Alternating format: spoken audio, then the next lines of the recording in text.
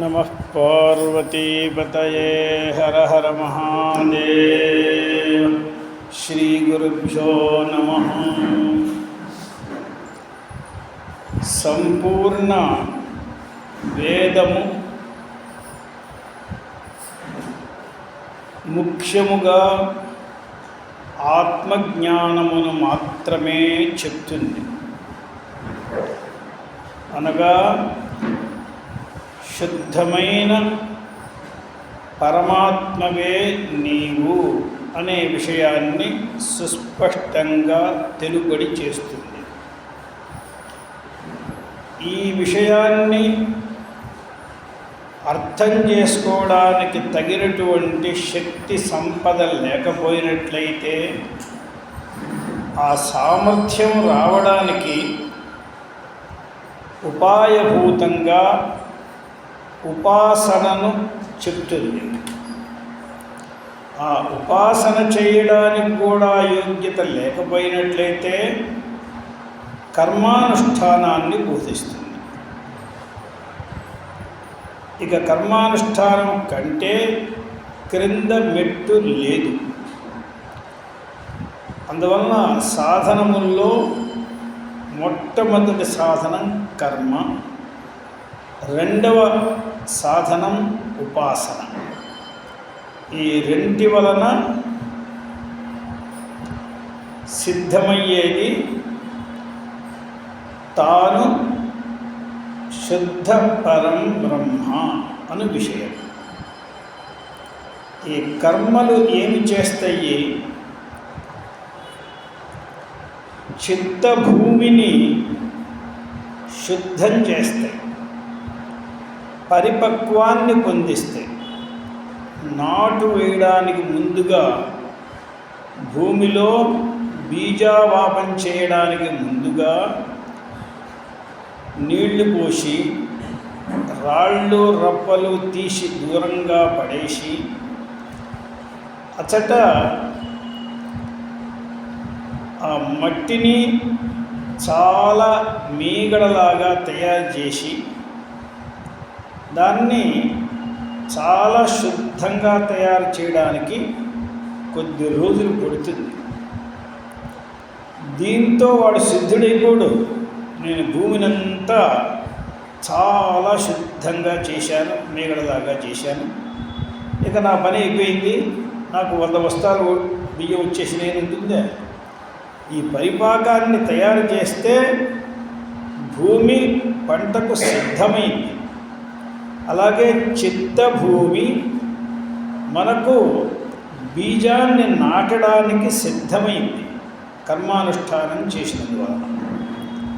ఇక తతఃపరం దీనిలో బీజావాపం చేయాలి అంటే రామధ్యానం చేసుకోబోయేవాడు రామబీజాన్ని అవాపనం చేసుకుంటాడు. వడ్లు పంట కావాలనుకున్నవాడు వడ్ల గింజలు వేసుకుంటాడు. గోధుమ పంటలు కావాలన్నాడు గోధుమ గింజలు వేసుకుంటాడు. ఎవడికి ఏది కావాలంటే అది వేసుకుంటారు. అలాగే రామధ్యానం, కృష్ణధ్యానం, శివధ్యానం, దేవీ ధ్యానం వారి వారి స్వరూపాన్ని అనుసరించి వారు వారు బీజావాపం చేసుకుని దాని ప్రక్కన దీన్ని బాధించేటువంటి ఏ కోరికలు లేకుండా వైరాగ్యం అనేటువంటి కొడవలు తీసుకుని ఆ పక్కన ఉండేటువంటి వాటిన్నింటినీ తీసి పారేస్తూ దీన్ని చక్కటి భక్త్యుద్రేకామృతంతో సేచన చేస్తూ పెంపొందించుకుంటూ ఇది బాగా ఫలితానికి వచ్చే వాటికి, శుద్ధమైన ఫలం వచ్చే వాటికి జ్ఞానం సిద్ధిస్తుంది. ఆ జ్ఞానం అనేది ఏమిటి? ఆ జ్ఞానం అహమేవ బ్రహ్మ బ్రహ్మైవ అహం, ఇదే జ్ఞానం. ఇంతకంటే వేరే జ్ఞానం ఏమీ లేదు. ఇది కర్మ, ఉపాసన, జ్ఞానము. ఈ ఉపాసనకే మరొక పేరు భక్తి అని పేరు. కొంతమంది ఉపాసనను భక్తి అని పిలుస్తారు, కొంతమంది ఉపాసన అని పిలుస్తారు. రెండుకి అర్థంలో తేడా ఏం లేదు. కానీ కర్మ లేని ఉపాసనం కానీ భక్తి కానీ ఫౌండేషన్ లేని ఇల్లు లాంటిది. అది మనం ఉండడానికి వీలు లేదండి. అది ఏదో షో పీస్ కింద 4 రోజులు చూపించడానికి వీలవుతుంది. గట్టి వర్షాలు కురిస్తే కుంగిపోతుంది. ఫౌండేషన్ లేని ఇల్లు ఎన్నాళ్ళు నిలుస్తుంది? అలాగే అది కేవలం ఆ ఉపాసన కానీ భక్తి కానీ మరొకళ్ళకి ప్రదర్శించడానికి 4 రోజులు ఉంటుంది తప్ప కర్మ లేని భక్తి ఉపాసనలు నిలవవు. ఈ కర్మ ఈ జన్మలో చేయాలని నియమం లేదు, జన్మాంతరంలో చేసి ఉండొచ్చు. కానీ దాని తాలూకు పరిపక్వత, చిత్త పరిపక్వత ఉండాలి. కొన్ని చోట్ల కొన్ని ఊళ్ళు తీసుకుంటే మనకి అక్కడ చక్కటి మట్టి 4 వర్షాలు పడితే దానంతట అదే పరిపక్వం అయిపోతుంది. కానీ కొన్ని చోట్ల చాలా కష్టపడి ఆ భూమిని పంటకు పరిపక్వంగా తయారు చేయడానికి చాలా కష్టపడాల్సి వస్తుంది. అది అలాగే మనం కూడా వారి వారి సంస్కారాన్ని బట్టి చిత్త భూమిని పరిష్కారం చేయడానికి ఎంత మార్గం అవుతుంది, ఎన్ని జన్మలు అవుతుంది అని మనం ఏం చెప్పలేం. ఒకడికి పుడుతూనే పరిపక్వమైనటువంటిది ఉంటుంది. వాడికి వెంటనే బీజావాపం చక్కగా భక్తిని చేసుకోవచ్చు, ఉపాసన చేసుకోవచ్చు. కొంతమందికి అసలు ఏం జరుగుతుందంటే పంట భూమిని కూడా అమ్మేవాళ్ళు కొంతమంది ఉన్నారండి. ఒక 15 రోజుల్లో కోయడానికి సస్యం సిద్ధంగా ఉంది. ఏదో పనులు వస్తాయి, ఏదో అత్యవసరాలు వస్తాయి, ఆ సమయంలో భూమి అమ్మేస్తారు. ఆ కొన్నవాడికి రిజిస్టర్ అయిన మర్నాటి నుంచి పని ఏమిటంటే కోతలు కోసుకోవడం, నూర్చుకోవడం, ఇంటికి తేలడం పని. వీడికి ఏమీ పని లేదు వీడికి. అలా కూడా కొంతమంది ఉంటారు. ఇది పొలంలో చెప్తే ఆశ్చర్యంగా ఉంటుంది. పెద్ద పెద్ద మామిడి తోటలు ఉంటాయి కదా, మామిడి తోటల్ని పంటకు వచ్చే సమయంలో తోటను అమ్మేసేవాళ్ళు ఉంటారు. వాడి జన్మకాలం వాడు రాలిన పళ్ళను తీసుకుని జీవిస్తూ ఉండడం తప్ప వాడికి నాటే పని లేదు, ఏ పని లేదు వాడికి. కొబ్బరి తోటలు, పోక తోటలు,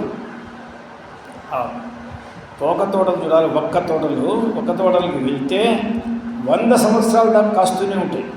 చెట్లెక్కే పని లేదు. వృద్ధన కూర్చుని దగ్గర నుంచి ఒక పెద్ద ఏసీ చైర్ వేసి కూర్చుంటాడు. అక్కడ కేరళలో కూర్చుంటాడు. ఎక్కడ పడుతూ ఉంటే రే అత్తీరా ఇత్తీరా అని చెప్తూ ఉండడం తప్ప వాడికి పని ఏ పని లేదు. ఏ తండ్రి నెట్టిపోయినాడంటే అది కొంచెం పెద్దవైనవి, అవి పొలాలకు వచ్చినాయంటే వాడి జీవితం అంతా ఏమి పని లేదు, అసలు ఫలమే ఫలం. అలా ఉన్న వాళ్ళే రమణ మహర్షి మొదలగు వాళ్ళు.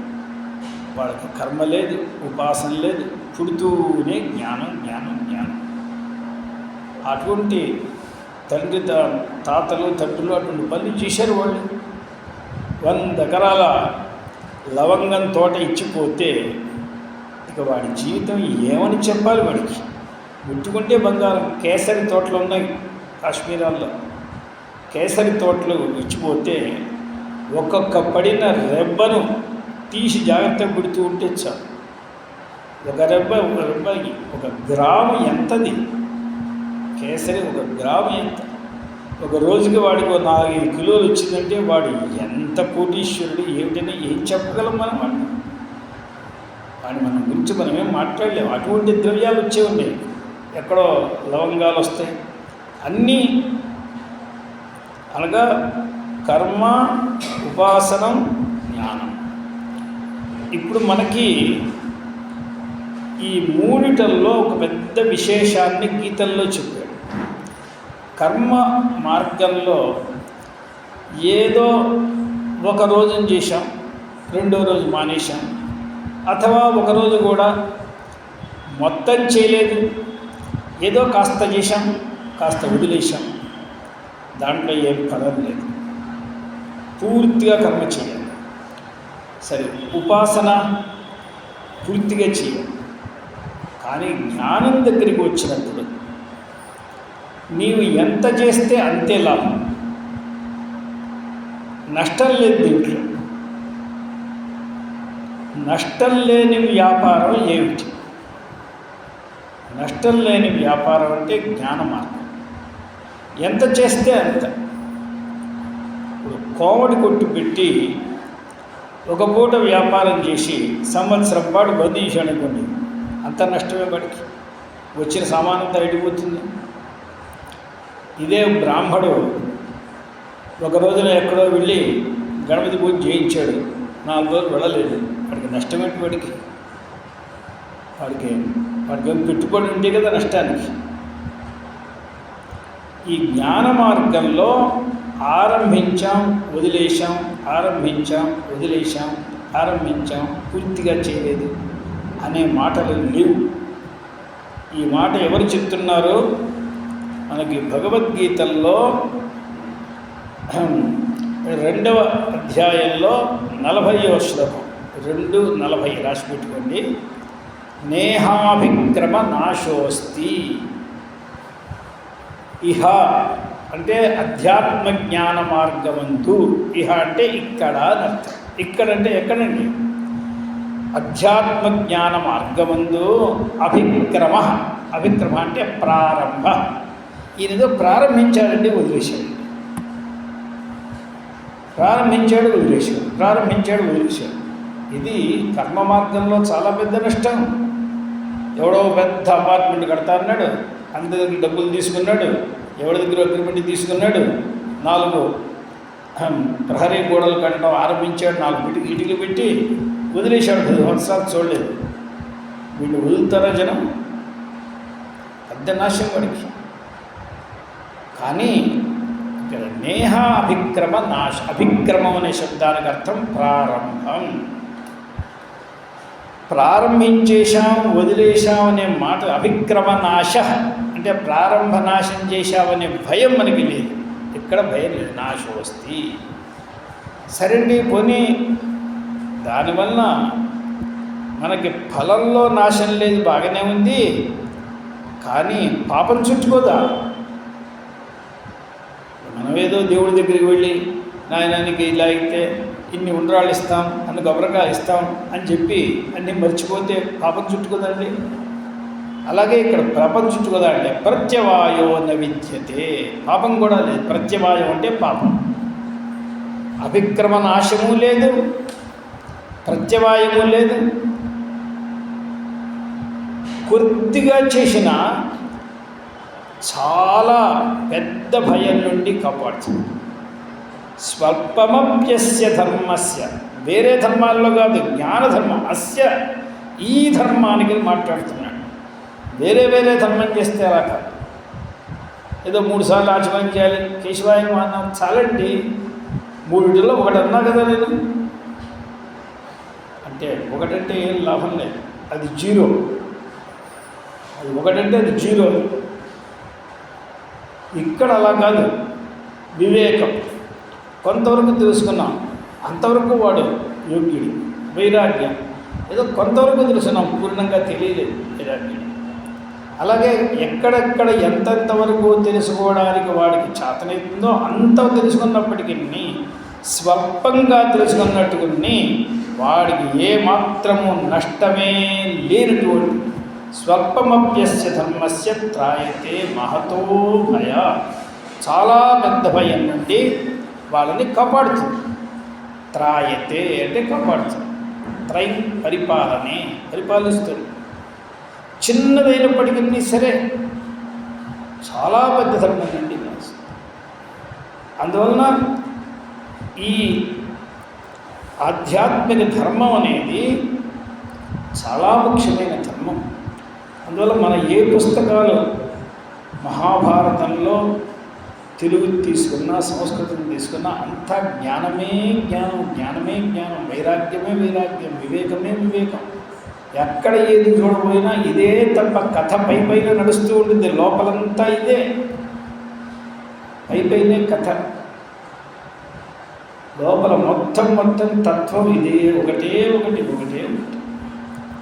అందువలన మన పుస్తకాలన్నిటిల్లోనూ ఒక దాశరథి శతకం తీసుకున్నా, ఒక వేమన శతకం తీసుకున్నా, ఒక సుమతి శతకం తీసుకున్నా, ఎక్కడైనా జ్ఞానాన్ని గురించే మాట్లాడతాడు. అక్కడ ఏమన్నా సత్యనారాయణ పూజ ఎలా చేయాలి అని ఏదైనా శతకంలో రాసేయడం ఏమిటి? ఎక్కడ చూసినా ఇదే విషయం. అందువలన జ్ఞాన మార్గం అనేది మనందరికీ చాలా ముఖ్యమైనది. అందుకొరకు కర్మ మార్గము మాకు అనవసరము, ఇది వేస్ట్ అని అనుకోవడం చాలా తప్పు. ఎందుకంటే ఆ పరిపాకం లేకపోతే ఇది ఏమీ మనకి వంట పట్టదు. ఇది కేవలం మిడిమిడి జ్ఞానం పోతుంది. దీన్ని గురించి మహాభారతంలో సనత్సుజాతుడు ఒక మాటలు చెప్తూ ధృతరాష్ట్రుడికి ఉపదేశం చేస్తాడు. ఆ భాగాన్ని సనత్సుజాతీయం అని 4 అధ్యాయాలు ఉన్నాయి. దాన్ని అంటారు ఏనం మృత్యుకాలే త్యజంతి. వీడికి ఉన్నటువంటి జ్ఞానం అంతయు ఎంతవరకు ఉంటుందన్నాడు? చివరి క్షణం వరకు ఉంటుంది. అప్పుడు ఈ జ్ఞానం అంతా పరిగెత్తుకుని వెళ్ళిపోతుంది బయటికి, వీడి దగ్గర ఉండదు. మృత్యుకాలే త్యజంతి. ఎలా వెళ్తుందంటే ఎప్పుడైతే తెల్లవారే వేళటికి చెట్టుని విడిచిపెట్టి పక్షులన్నీ ఇటు అటు అటు పోతాయి. సాయంకాలం అయ్యేవాటికి మొత్తం పక్షులన్నీ కిచకిచలాడుతూ ఇక్కడికి వస్తాయి. రాత్రల్లా పడుకుంటే ప్రొద్దున తెల్లవారుజామున సూర్యుడు వస్తూ రాకుండగానే అన్నీ వెళ్ళిపోతాయి. అలాగే వాట్ల గోళ్ళ నుంచి పక్షులన్నీ వెళ్ళిపోయినట్లుగా ఇక్కడ ఉన్న జ్ఞానం ఏదో ఈ బుద్ధి అనే గూడులో కూర్చున్నది. ఆ జ్ఞానం కాస్త బయటకు వెళ్ళిపోతుంది. చివరికి వీడు జ్ఞానం లేనివాడై, మూర్ఖుడై, వీడు ఎందుకు పనికిరాని వాడై, పతితుడై, భ్రష్టుడై ఉండిపోతాడు. అందువల్ల వాడికి సమయంలో ఉపయోగించి కర్ణుడి విద్య ఇదే కదండి. కర్ణుడికి విద్య తెలియంది లేదు. వాడి పరాక్రమం గొప్పది, విద్య గొప్పది, కానీ సమయంలో గుర్తురాదు. సమయంలో భూమాత వాడిని వదిలేసింది. వాడు ఎక్కడ అడుగు పెడితే అక్కడ గొడవపడుతుంది. రథం పడిపోయింది, గుర్రాలు లేవు. అరే వాడి సారథి ఎలా తిట్టేశాడు. సారథి నువ్వో వెళుతున్నా యుద్ధం చేశాడు. సారథి ఉత్సాహపరచడం కోసం వాడు సారథి ఇట్లా మాట్లాడుతున్నాడు. కర్ణుడికి అదే కదా ప్రార్థన. సమస్తము నాశనమైపోయింది. సమయంలో వాడు ఎవ్వరూ రక్షించరు. అలాగే ఛందాంస్యేనం మృత్యుకాలే త్యజంతి ఆచారహీనం నపునంతి వేదా. ఆచారం లేకుండా పెద్దగా వేదాధ్యనాలు పెద్ద గొంతేసుకొని చాలా పెద్దగా చెప్పచ్చు. అవన్నీ ఏదో ఒక పెద్ద రికార్డ్ హాల్లో రికార్డ్ చేసినట్లే. చివరి సమయంలో వాడికి ఏం గుర్తురావు, వాడి దగ్గర ఉండవు, వీడు వదిలేసి ఉండిపోతాయి. జాతాశ్చంత యవజాతి పక్ష, రెక్కలు వచ్చినటువంటి పక్షులు ఎలా ఎగిరిపోతాయో అలా ఎగిరిపోతాయి ఇవన్నీ ఏవి అక్కడ. అందువల్ల మనకి నిజంగా చిత్తం పరిపక్వమైనది కానిది అనే విషయం మనకి ఇంకా స్పష్టంగా తెలియలేదు. కాబట్టి కర్మను చేతనైనంత వరకు జాగ్రత్తగా చేసుకుంటూ, చేతనైనంత భక్తిని చేస్తూ, ముఖ్యంగా ఆత్మవిచారాన్ని చేస్తూ ఉండాలి. ఇప్పుడు ఈ ఆత్మవిచారాన్ని చేసేటప్పుడే మనకి ఏకప్రాభవశాలిని అనే నామం వచ్చిపడింది. ఏకప్రాభవశాలిని. ప్రాభవం అనే దానికి మనం అర్థం చెప్పుకున్నాం ప్రభుత్వం. ప్రభుత్వం అంటే రక్షకత్వం, ప్రేరకత్వం అనే అర్థాలు చెప్పుకున్నాం. అంటే రక్షించడంలో మరొకరి సహాయం అనేది లేకుండగా, మరొకరి సలహా సంప్రదింపులు లేకుండగా, మరొకరి రికమెండేషన్ లేకుండగా తాను స్వభావ సిద్ధంగా రక్షించేది.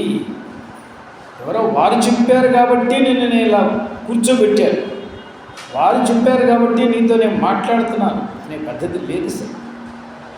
ఆమెకు ఏం చెయ్యాలి ఏమిటి అని స్వయంగా ఆమెకు తెలుసు. అందువల్ల अर्चना मैं कलर वाला अच्छा गुरुजी मैं मेरी माँ का ना देहांत हो गया है, उसमें जरा सा मैं अभी तत्काल जाने का गुरुजी 1 मिनट 5 मिनट मैं व्यस्त हूँ। ना 1 मिनट मैं बोल दूँ गुरुजी, मेरे को 500 की ज़रूरत थी, बाकी और कोई बात नहीं, और कल आपका डिबेट कर देता हूँ, ठीक है? ओके।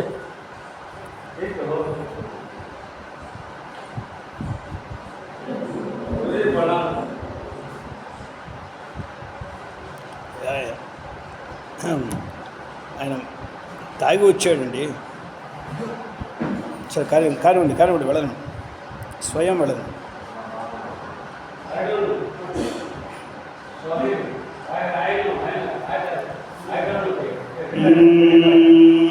నారాయణ. అందువలన ఇది ప్రభుత్వం ఎవరి ఏ రకమైనటువంటి సలహా సంప్రదింపులు లేకుండా తన స్వభావంతో రక్షించుట.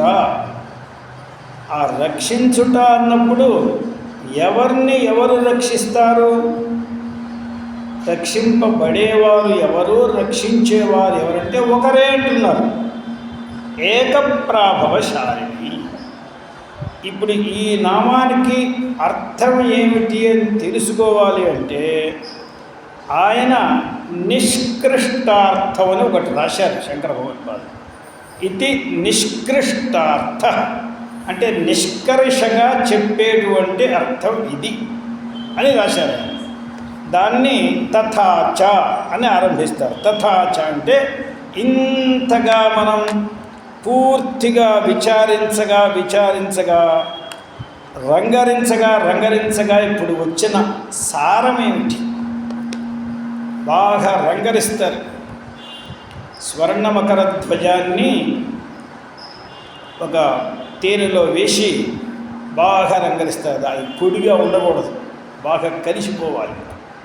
కలిసిపోతే కానీ ఆ ఔషధం యొక్క ప్రభావం వీడి శరీరంలో వెళ్ళి కలవదు. అలా ఇప్పుడు ఏక అనేదాన్ని, ప్రాభవ అనేదాన్ని బాగా రంగరించాలి. ఆ రంగరించగా వచ్చిన సారాంశం ఏమిటి? ఇప్పుడు మనం అనేక వస్తువుల్లో ఉప్పు వేస్తాము, కారం వేస్తాము, పులుపు వేస్తాము, చేదు వేస్తాము, వగరు వేస్తాము, అన్ని రసాలు వేస్తాము. వేట్లకవే కలవకుండా విడిగా ఉండిపోయినాయి అనుకోండి, ఏమీ తినలేము. అవన్నీ కలిసిపోయినాయి అనుకోండి, చక్కగా తినచ్చు. ఇప్పుడు కొన్ని ఊరగాయల్లో ఎంత మెంతిపిండి పోస్తారండి, అదంతా చేదే కదా. మెంతిపిండి మొత్తం చేదే కదా. కానీ ఆ చేదు మనకి ఏమన్నా తెలుస్తుందా? మాగాయలో ఎంత మెంతిపిండి పోస్తారు, కానీ మనకేం తెలియట్లేదు చేదు. ఎందువల్ల తెలియట్లేదు? ఒక పక్క ఉప్పు, ఒక పక్క కారం, ఒక పక్క పులుపు, ఇవన్నీ వచ్చినాయి. మనకి తెలియదు. ఈ తూర్పుగోదావరి జిల్లా వాళ్ళు బెల్లం ఆవకాయ వేసుకుంటారు, ఏదో ఒక విచిత్రం.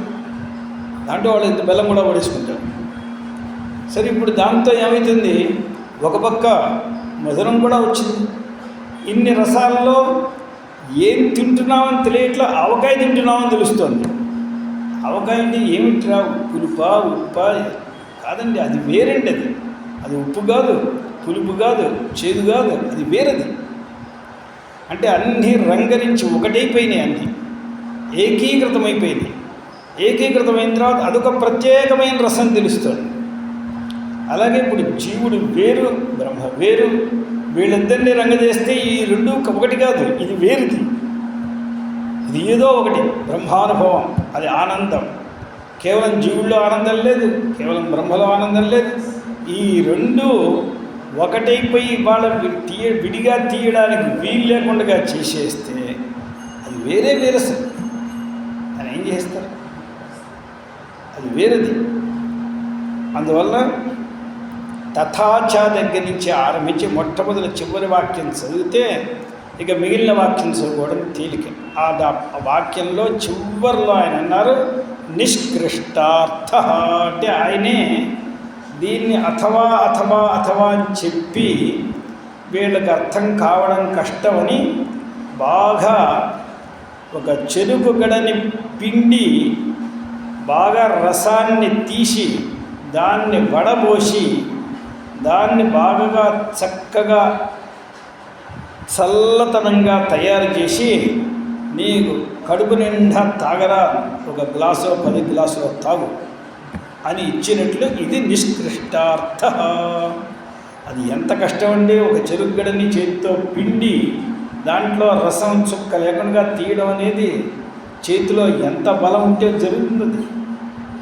మన వాళ్ళు చెప్పేవాళ్ళు, కొంతమంది ఆడవాళ్ళట గుప్పెడి నువ్వులు తీసుకుని గట్టిగా పిండేవాళ్ళట, ఆ పూటకు కావాల్సిన నువ్వు వచ్చేసేది. ఇది ఏమిటో మనకేదో ఇది మాయ మాటలలాగా ఉంది తప్ప ఇదేమీ ప్రాక్టికల్గా మనకు కనిపించట్లేదు. కానీ అటువంటి వాళ్ళు ఉండేవాళ్ళని చెప్పారు మనకి. ఇప్పుడు ఇవాళ రోజున ఎందుకు పెద్ద పెద్ద గుండిగలు చూస్తే ఈ గుండిగలు ఏవో షోరూంలో పెట్టేవి కానీ ఉన్నా పనికొచ్చేవా అని మన వాళ్ళు ఇప్పుడు అనుకోవట్లేదా? కానీ అవి పనికి రావడం మనం చూసాం కదా. అంటే ఒకనాడు ప్రాక్టికల్, ఒకనాడు అది అన్రియాలిటీ అయిపోతుంది. అందువలన అది నిజంగా ప్రాక్టికల్ కాదని అర్థం కాదు. మన వాళ్ళు చెప్పారు, అది నువ్వులు తీసుకుని వాళ్ళ చేతితో పిండితే ఆ పూటకు కావాల్సిన నువ్వులు వచ్చేసేది. ఆ చెక్కను ఏ కూరల్లోనో దాన్ని పొడి చేసి వేసేసేవాళ్ళు. ఎందుకంటే అది కూడా చెక్కను పొయ్యిలో కూరల్లో ఉండడం మనందరం చూసాం. ఇప్పుడు ఇవాళ ఎవరు తినట్లేదు తప్ప అది తినేవాళ్ళు చక్కగా, అది వేసేసుకునేవాళ్ళు చక్కగా. అలా ఆచార్యుల వారు ఇప్పుడు ఈ ఏకప్రాభవశాలిని అని ఒక గుప్పెడు నువ్వుల్ని తీసుకుని అలా పిండి నిష్కృష్టార్థ అని రాశారు. ఏమిటి ఆ నిష్కృష్టార్థం ముందర చదువుదాం, దాని తర్వాత మిగిలిన పంక్తి మనం చదివేద్దాం. తథాచ నిరంకుశ స్వతంత్ర, ఆమెకు ఆమె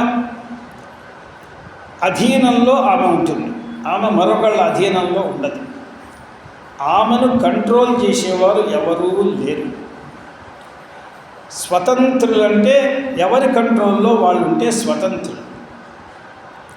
మనందరం స్వతంత్రులం అని అనుకుంటూ పరతంత్రులం అయిపోతాం, మనస్తంత్రులమవుతాం. నా మనస్సు ఇట్లా ఏడిపిస్తున్నది, నేనేం చేస్తానంటే మనస్తంత్రులమైపోతాం, శరీరతంత్రులమైపోతాం. లేవలట్లేదండి, నాకు శరీరం సహకరించట్లేదు, తనకి లేవాలనుంది, పరిగెత్తాలనుంది, కానీ కాలు తీసి కాలు పెట్టడానికి కాలు రావట్లేదే. అంటే వీడు ఇప్పుడు పాదతంత్రుడైపోయినాడు, స్వతంత్రుడు కాదు వీడు. బుద్ధిలో గ్రహించాలని చాలా ఆశ ఉంది, గ్రహించలేకపోతున్నాడు. బుద్ధి దౌర్బల్యం అంటే వీడు బుద్ధితంత్రుడైనాడు. ఏదో ఒక దాంట్లో వీడు వెళ్ళి ఇరుక్కుంటాడు. స్వతంత్రులు కావాలి అంటే నిరపేక్షగా ఉండాలి. బుద్ధితో నాకేమిటి పని, నేను తెలుసుకోవడం, నాకు బుద్ధి లేకుండా నేను తెలుసుకోగలను. పరిగెత్తడానికి నాకు కాలు అవసరం లేదే, కాలు లేకుండా నేను పరిగెత్తగలను. చేయడానికి చెయ్యి అవసరం లేదే, నేను చేయలేకుండా చేయగలను. అప్పుడు వాడు స్వతంత్రం. అపాణిపాదో జవనో గ్రహీత అని ఉపనిషత్తు చెప్తారు. అపాణిపాద, కాళ్ళు లేవు, చేతులు లేవు, కానీ వేగంగా పరిగెత్తుతాడు.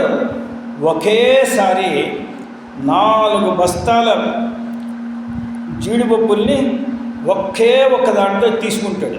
చేతులు ఉన్నవాడు తీసుకోలేడు, కనీసం సేరు జీడిపప్పుల్ని ఒక 2 చేతుల్లో పెట్టుకోలేడు. చేతులే లేనివాడు 4 బస్తాలు పెట్టుకున్నాడు, 10 బస్తాలు వాడు ఎన్నైనా పెట్టుకుంటాడు. వాడు సుఖం పోయింది, వాడికి చేతులే అవసరం లేదు. అపాణిపాద జవన, జవన అంటే జవం అంటే వేగం, మనోజవం అంటే మనోవేగం లాంటి వేగం గలవాడు. అందువల్ల అపాణిపాదో జవన గ్రహీత, తీసుకుంటాడు. మొత్తం ప్రపంచాన్ని అలా చేతిలో పెట్టుకుని చూపిస్తాడు. ఒక ఎండిపోయినటువంటి ఒక విసిరికాయని చూపించినట్టు చూపిస్తాడు. ఇదిగో ఇది ప్రపంచం, వాడికి చెయ్యలేదు. అపాణిపాదో జవనో గ్రహీత పశ్యత్యచక్షు, కన్నే లేదు, సమస్తం చూస్తాడు. ఎందుకంటే మనకి కన్ను ఉంటే అయ్యా ఇక్కడ కూర్చుని విశ్రాహం దర్శించి నేను చూడలేను. వీడికి చూడాలని లేదా? చూడాలని ఉంది. ఇంట్లో కూర్చునే విశ్వనాథాన్ని దర్శనం చేయవచ్చు, ఇంట్లో కూర్చునే విశ్వనాథాన్ని స్పృశించవచ్చు. ఆశలైతే ఉన్నాయి, కానీ మన స్వతంత్రం కాదు కదా. మనకి చెయ్యి అంత పొడుగు దాకా వెళ్ళదు, మన కన్ను ఇన్ని రోడ్లు క్రాస్ చేసి వెళ్ళదు. అంటే మనం కంటికి అధీనులమై మనం చూస్తున్నాం, చేతికి అధీనమై మనం పనిచేస్తున్నాం. కానీ మనకు ఉన్న భ్రమ ఏంటంటే నేను స్వతంత్రుడిని, నేను వీడి మాట వినేది, ఆయన మాట వినేది, నేను స్వతంత్రుడు. వీడికి స్వాతంత్ర్యం లేనే లేదు అసలు. వీడంతటి అస్వతంత్రుడు ప్రపంచంలో లేడు. అభోజకుడు అంటారు, ఎందుకు పనికిరాని వాడు. కానీ వీడికి స్వాతంత్ర్యం భ్రమ. నన్ను ఎవరడ్డు పెట్టి ఏమీ చేయలేడు. అందులో పశ్యత్యచక్షు సహా శృణోతి అకర్ణ, చెవులు లేనివాడు చక్కగా వింటాడు. అంటే చెవులుండి వినేవాడైతే ఇక్కడ ఉండే మాట వినిపిస్తుంది, కానీ ఇక్కడి నుంచి 4 ఏళ్ల తర్వాత వాళ్ళు మాట్లాడుకునే మాట మనకేం వినిపిస్తుంది? ఎక్కడో ఇంకో ఊళ్ళో మాట్లాడే మాట మనకేం వినిపిస్తుంది? ఎందుకంటే మనం చెవుని సహాయంగా పెట్టుకుని వినేవాళ్ళం మనం. ఆయనకి స్వతంత్రుడు, ఆయనకి ఎవరి సహాయం అక్కర్లేదు. అందులో సశృణోత్యకర్ణ, ఇది పరమాత్మ స్వరూపం. అంటే ఈ పరమాత్మ స్వరూపం ఎవరిది? ఈ స్వరూపం నీది. అంటే ఇప్పుడు నువ్వు స్వతంత్రుడివి. ఇప్పుడు స్వతంత్రులమైన మనము కాదు, నువ్వు దగ్గర లేకపోతే నేనేం చేయలేను, నా దగ్గర ఉండు. కన్ను నువ్వు లేకపోతే నేను చూడలేను, నా దగ్గర ఉండు. అదే నువ్వు చక్షుర్దాసుడివి కాదురా, నీవు శ్రోత్రదాసుడివి కాదురా, నీకు వాటితో సంబంధం లేదు, నీవు స్వతంత్రుడివి అని చెప్తే, అయ్యా నేను వీళ్ళని వదిలిపెట్టలేను, అది వీళ్ళు కావాలి. అందులో భగవంతుడి దగ్గరికి వెళ్ళి, అయ్యా నాకు కళ్ళు రోగం లేకుండా కనిపిస్తూ ఉండాలి, కళ్ళతో నేను చూస్తూ ఉండాలి. భద్రం కర్ణే విష్ణుయామదేవా భద్రం పశ్యేమ అక్షభిర్యజత్రా, కంటితో చూస్తూ ఉండాలి, చెవులతో వింటూ ఉండాలి. ఎందుకురా నీకు ప్రార్థన? నీవు కన్ను లేకుండా చూసేవాడివి, చెవులు లేకుండా వినేవాడివి, చేతులు లేకుండా చేసేవాడివి, కాళ్ళు లేకుండా పరిగెత్తేవాడివి. ఇటువంటి స్వతంత్రుడు పోయి వీళ్లతో నేను ఈ పనులు చేయాలి అని ఎందుకు నువ్వు అనవసరంగా ఈ గుంటలో పడుతున్నావు? అంటే వీడికి జన్మాంతరాల నుంచి అలవాటైపోయింది. వీళ్ళు లేకపోతే నేను ఉండలేను, వీళ్ళు లేకపోతే నేను ఉండలేను. అందువల్ల ఇతను స్వతంత్రుడు. వీడి పైన ఎవడైనా ఒకడు అధికారం పెట్టి ఒక అంకుశాన్ని పెట్టి పుడిచేవాడు ఎవ్వడూ లేడు. నువ్వు ఇలా ఎందుకు చేశావు అని అడిగేవాడు. నిరంకుశ స్వతంత్రంలో కూడా నిరంకుశ స్వతంత్రం. మన వాళ్ళు స్వతంత్రం ఇస్తారు. ఇప్పుడు ఇంట్లో ఆడవాళ్ళకి వంట ఇంటి మీద పూర్ణ స్వాతంత్ర్యం ఉంది. వాళ్ళ స్వాతంత్ర్యంలో ఎవరు అడ్డు పెట్టడానికి వీల్లేదు. పూర్ణ స్వాతంత్ర్యం ఉంది కదా అని ఆ వంట ఇంటి దాకా విడిచేసి వాళ్ళు ఎవరికో అమ్మేస్తే నీకు ఈ స్వాతంత్ర్యం ఎవడిచ్చాడు? నువ్వు వంట ఇంట్లోకి వెళ్ళు, కావాలంటే 4 బజ్జీలు చేయి, 4 పూర్ణ పూరి చేయి, అథవా కేవలం పచ్చడి మెతుకులు పెట్టు, నువ్వు ఏదైనా పెట్టే స్వాతంత్ర్యం. కానీ ఇక్కడ ఉన్న గిన్నెలు అమ్మేయడానికో లేకపోతే దీంట్లో ఏదో పడగొట్టేసి ఇంకోటి కట్టడానికో ఆ స్వాతంత్ర్యం లేదు. అంటే అది సాంకుశ స్వాతంత్ర్యం లేదా అంటే ఇచ్చాడు, కానీ ఒక అంకుశాన్ని పెట్టి స్వాతంత్ర్యం ఇచ్చాడు. పరమాత్మకున్న స్వాతంత్ర్యం అటువంటిది కాదు, నిరంకుశ స్వాతంత్ర్యం. కర్తం అకర్తం అన్యథాకర్తం సామర్థ్యం. చేయొచ్చు, చేయకుండా ఉండొచ్చు, దాన్ని నాశనం చేయవచ్చు, దాన్ని మళ్ళా 10 రెట్లు చేయవచ్చు, దాన్ని ఏదైనా చేయవచ్చు. ఏది చేసినా ఎవడు అడిగేవాడు లేడు వాడిని. అది స్వాతంత్ర్యం, నిరంకుశ స్వాతంత్ర్యం. తథాచ నిరంకుశ స్వతంత్ర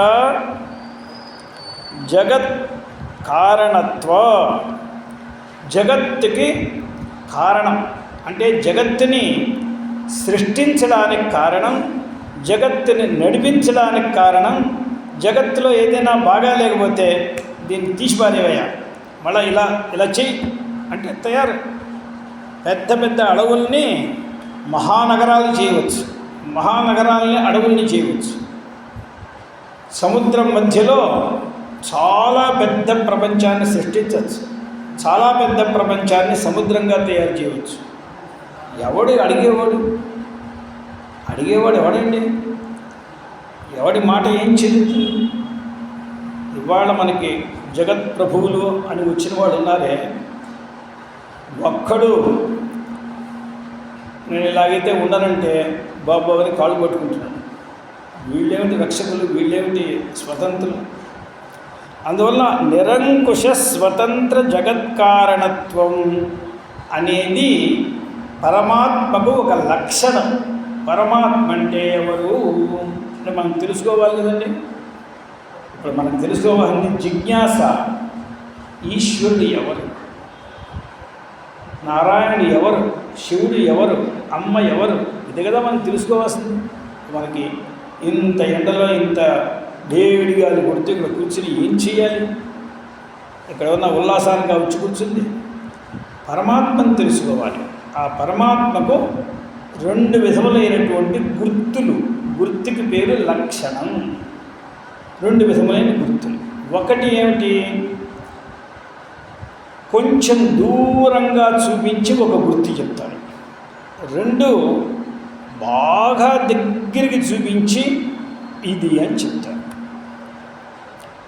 మైసూరు పాకం అంటే ఏమిటి అని అంటే, ఇప్పుడు మనం ఇక్కడ సభలో కూర్చున్నాం. ఇప్పుడు మన దగ్గర గరిటె లేదు, ఒక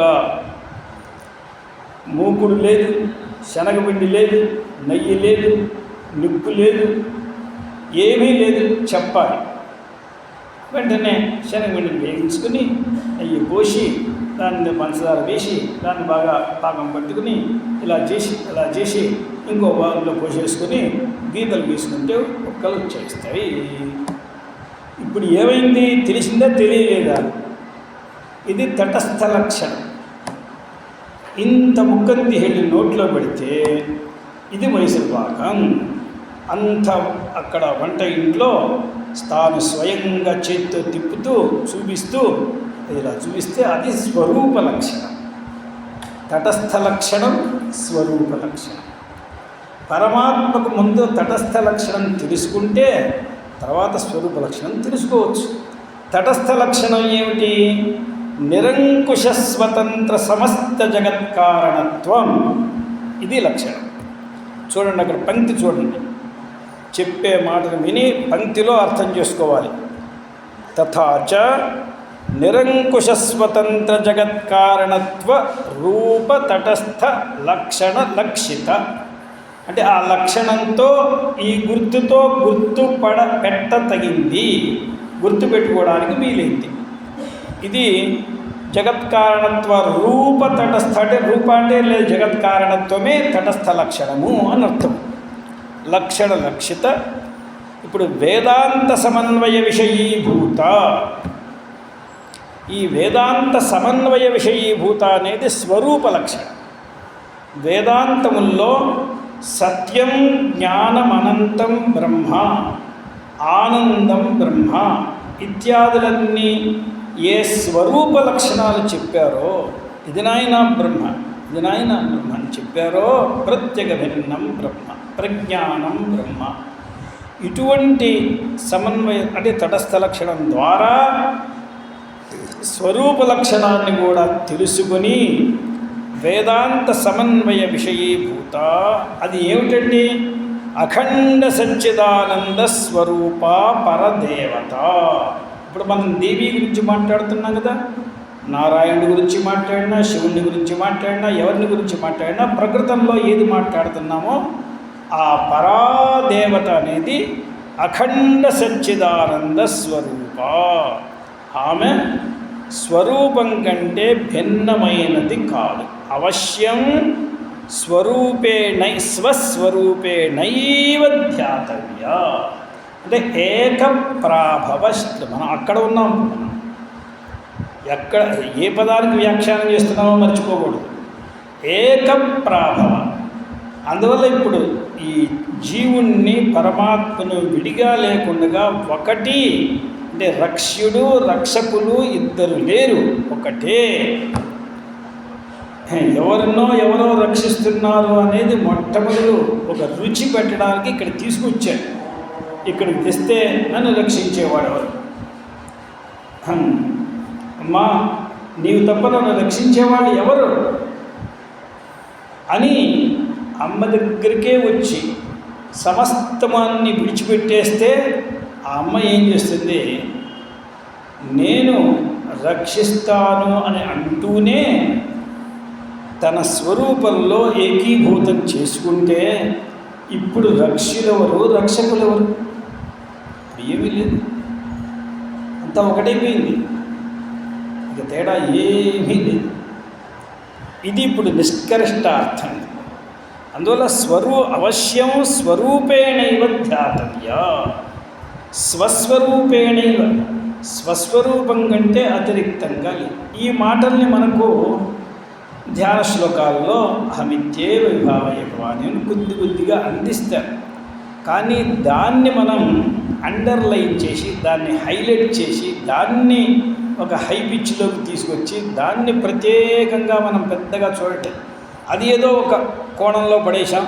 ఇక పుష్పాలు తీసుకురండి, కొబ్బరికాయలు తీసుకురండి, ఇక గంట వాగించండి అని మనం దేంట్లోనే పడ్డాం. ఇప్పుడు అహమిత్యే విభావయ భవాని అనే దాన్ని చెప్పాం నోటితో, కానీ దాన్ని ఒక పక్కన అదేదో సెకండరీ అని వదిలేసి దాన్ని ఇప్పుడు మనం దేని మీద పడ్డాం. మనం ఇప్పుడు సమయం పోయింది, భోజనాలు వడ్డించండి, వాళ్ళకి పసుపులు పోయండి, ఏదో అది చేయండి ఇది చేయండి అనగానే మనం కూడా పూజ అయిపోయింది. ఇది కాదు నాయన, తథాచ అని ఎప్పుడు చెప్తారంటే ఇక సారాంశము. పెద్ద కోర్టులో మొత్తం హిస్టరీ రాస్తారు. ఇగో వీళ్ళు వాదించింది ఇది, వీళ్ళు వాదించింది ఇది అంతా రాసి, వీళ్ళు జడ్జిమెంట్ కూడా రాసి, అంతా రాసి సారాంశము అని ఒక 4 టైటిల్స్ రాస్తారు. ఇదండి సారాంశం. తథాచ అనేది సారాంశం. ఇప్పుడు ఈయన ఏకప్రాభవశాలిని ఆరంభించిన దగ్గర నుంచి ఎన్ని మాటలు మాట్లాడారు, ఎంత విషయం చెప్పారు, ఎంతో విచారణ చేసి తథాచ అని ఆరంభించి నిష్కృష్టార్థ, ఇదండి నిష్కర్షమైన అర్థము, మనకి తటస్థ లక్షణము, నిరంకుశ స్వతంత్ర జగత్కారణము పరమ్మ. నిరంకుశ స్వతంత్ర జగత్కారణం, ఇది తటస్థ లక్షణం. జగత్తు ఉంటే ఆమె కారణం, ఇదంతా ఏమీ లేదు. ముందర జగత్తు ఉన్నదనుకొని దానికి ఆమె కారణం అనుకుంటే, దాని తర్వాత వచ్చేది ఏమిటంటే ఇది అహం బ్రహ్మ అనేది స్వరూపం. ప్రజ్ఞానం అంటే ఇంద్రియములనే అర్థం. ఈ దీంతో చూసేటువంటిది అంటే ఈ చూపు ఏదైతే ఉందో, దృక్కు ఏదైతే ఉందో అదే బ్రహ్మ అని అఖండ సచ్చిదానందమైన అమ్మ నాకంటే భిన్నమైనది కాదు, నేను ఆమె కంటే భిన్నుణ్ణి కాదు. ఈ భేదము లేనిపోయింది, వచ్చి పడింది, ఇది లేనే లేదు అనే విషయం స్పష్టంగా తెలిస్తే ఇది ఏకప్రాభవశాలిని. మనకి నిన్నటి వాక్యంలో ఒక మిగిలిన వాక్యం ఏంటంటే ముఖ్య సార్వభౌమత్విది యావత్ తర్వాత ప్రభుత్వ పరంపరను కూడా తీసుకుని ఏషభూతపాలయతి శృత్యా సాక్షాత్కృత్యుత్పాదకత్వయుక్త్యా, అంటే నేనే ఆ పరంబ్రహ్మను అని తెలుసుకోవడానికి ఏష సర్వేశ్వర ఏష భూతాధిపతి ఏష భూతపాల అని ఒక వచనం మనకి ఇది బృహదారణ్యకంలో ఉందండి.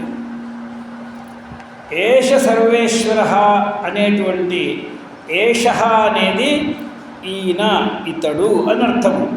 ఇతడు అని ఎవరిని అంటున్నది అంటే అక్కడ ఏం ప్రకరణం జరుగుతున్నది? సుషుప్తిలో ఉండేటువంటి దేహ సంబంధం లేదు, సుషుప్తిలో మనస్సంబంధం లేదు, బుద్ధి సంబంధం లేదు. ఎందుకంటే గాఢ సుషుప్తిలో ఉన్నవాడికి దేహ సంబంధం ఉంటే వాడు నోరు తెలుసుకొని పడుకోడు, ఇంత శబ్దం చేస్తూ పడుకోడు, అడ్డంగా దిడ్డంగా పడుకోడు, ఒంటి మీద కొట్టే చెదిరితే ఊరుకోడు. కాబట్టి దేహ జ్ఞానం వాడికి లేదు. మనస్సు ఉన్నట్లయితే ఏదో థాట్స్ వస్తూ ఉండే, ఏ థాట్స్ వాళ్ళలో రావట్లేదు. అలాగే బుద్ధి సంబంధం ఉంటే చుట్టుపక్కల ఉన్నంత తెలుసుకునేవాడు, వాడికి ఏమీ తెలియట్లేదు. ఇప్పుడు ఉన్నవాడు ఎవడు? శరీర సంబంధం లేకుండా, మనస్ సంబంధం లేకుండా, బుద్ధి సంబంధం లేకుండా, చక్షురాది ఇంద్రియ సంబంధం లేకుండా ఎవరు ఉన్నారు? శుద్ధ చైతన్యం ఉన్నది. ఆ శుద్ధ చైతన్యాన్ని చూపించి గురువుగారు చెప్తున్నాడు, ఏష, ఎవడైతే గాఢ సుషుప్తిలో ఉన్నాడో వాడు సర్వేశ్వర, నిరంకుశ స్వతంత్ర అని మనం చెప్పుకున్నామే. వాడి వీడయా, ఏమీ చేయకుండా వాడు ఎలా ఉన్నాడో చూడు, దేనికి సంబంధం లేదు. కానీ వీడి ప్రారంభం ఏంటంటే ఈ పోయిన సంబంధం ఒక 2 క్షణాలకు పోయింది తప్ప పర్మనెంట్గా పోల. వీడికి పర్మనెంట్గా పోయినట్లయితే ముక్తుడేవాడు. ఇది పర్మనెంట్గా పోల. నిద్ర మెలకు వస్తోంది అనే ముందు క్షణంలోనే వాడు గుడ్డ సవరించుకుంటున్నాడు. ముందు క్షణంలోనే వాడికి అన్నీ తెలిసిపోతున్నాయి. ఆ నిద్ర పూర్తిగా మెలకు రావడానికి ముందుగానే అన్నీ తెలిసిపోతున్నాయి. అంటే మళ్ళా వాడు ఇక్కడికే వస్తున్నాడు. దీన్నే కుక్క దాలుకుంటాడు. ఇంతే విధానం. అందువల్ల అప్పుడు శృతి చెప్తోంది ఏష సర్వేశ్వర, అంటే ఏష అనే దానికి జీవుని చూపించి మాట్లాడుతోంది. ఏష సర్వేశ్వర, ఏష భూతాధిపతి, ఏష భూతపాల అని చెప్పిందండి.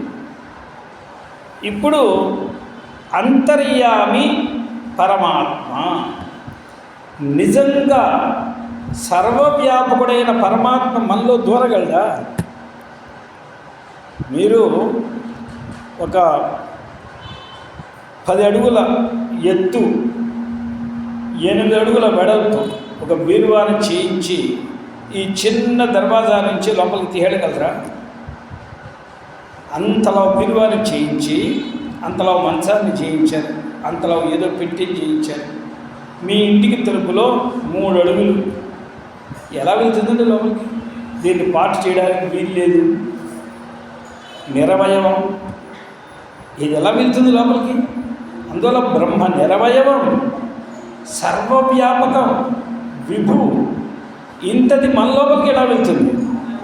మరి సర్వ అంతర్యామి హృద్దేశే అర్జున తిష్టది, ఎవరిక్కడ ఉన్నది?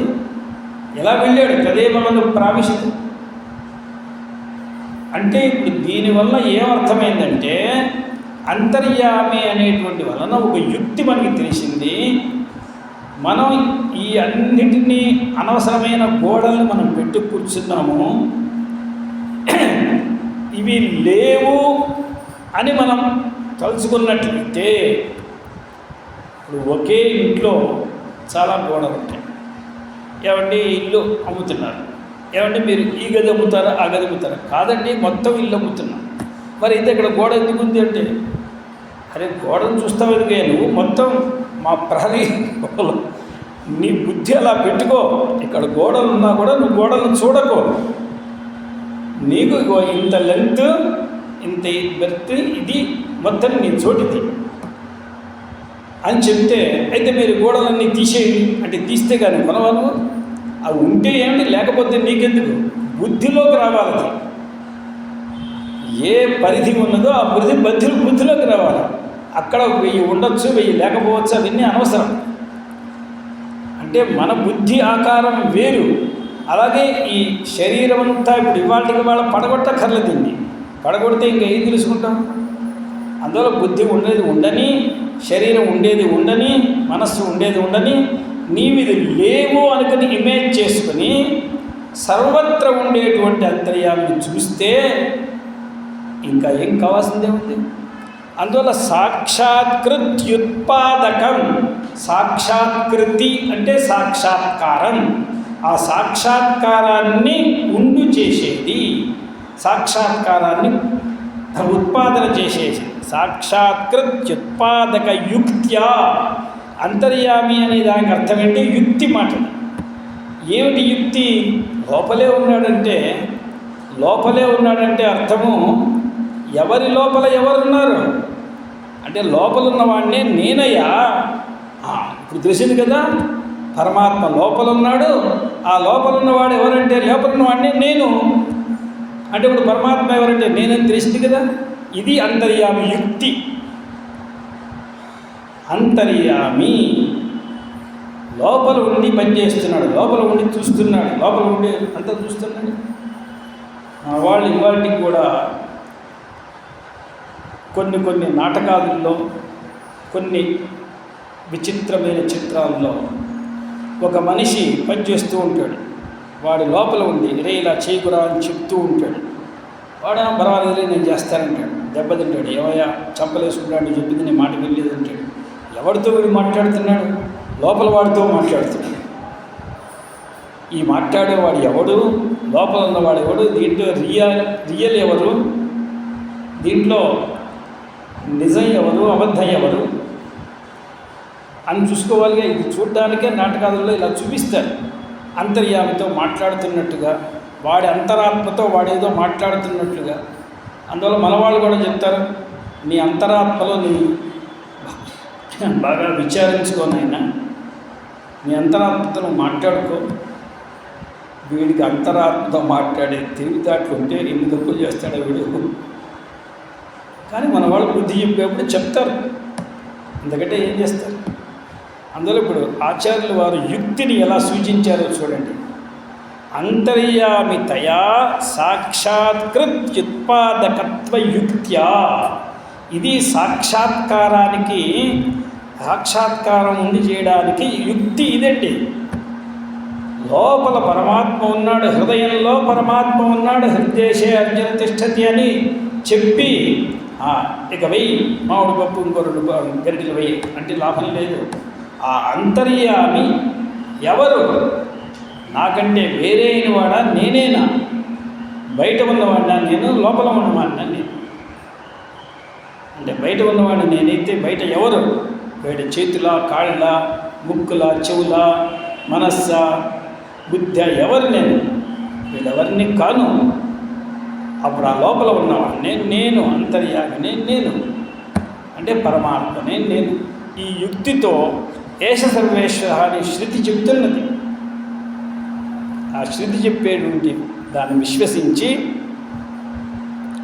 సాక్షాత్కృత్యుత్పాదకత్వ యుక్త్యా ఇతర వాగాద్యవయవ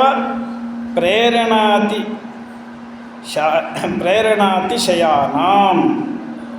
అంటే ఇప్పుడు లోపల ఉండేటువంటి అంతర్యామి వాక్కుని, నేత్రమును, శ్రోత్రమును, నాసికను, రసనమును, బుద్ధిని, మనస్సుని అన్నిటినీ ప్రేరణ చేసి నడిపిస్తున్నాడు కదా.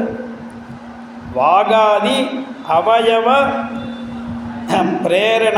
ప్రేరణాతిశయానం. ప్రేరణలో అతిశయ ప్రేరణ, చాలా గొప్ప ప్రేరణ. ఇది తిని తీరాలి అంటే తిని తీరాలి. ఎంత షోరైనా ఉండని, ఎవ్వరూ చూడకుండా ఇంత లడ్డు మింగియాలని ఒక ఆశ.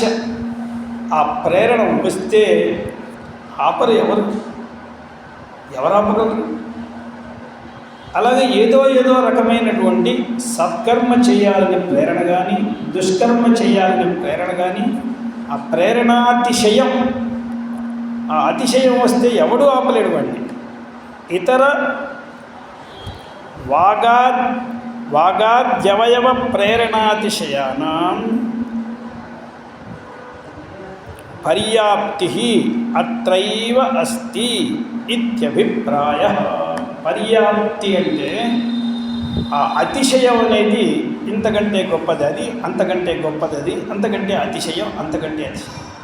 ఇక దీనికి ఎక్కడో ఒక చోట వెళ్ళి మనం ఒక ఫుల్ స్టాప్ పెట్టాలి కదా, దాన్ని పర్యాప్తి. అది ఇక్కడే రండి, ఈ పరమాత్మ దగ్గరే. ఇది ఏం చేస్తుంది? పుణ్య పాపాలను తీసుకుని వాగాద్యవయవ ప్రేరణం చేస్తుంది. ఏదో పుణ్యం ఉంటే రామ రామ రామ అంటూ కూర్చుంటాడు, ఏదో పాపం ఉంటే వీడు మొహమ్మండ వాడు సావా వీడి తలపగల అంటూ ఉంటాడు.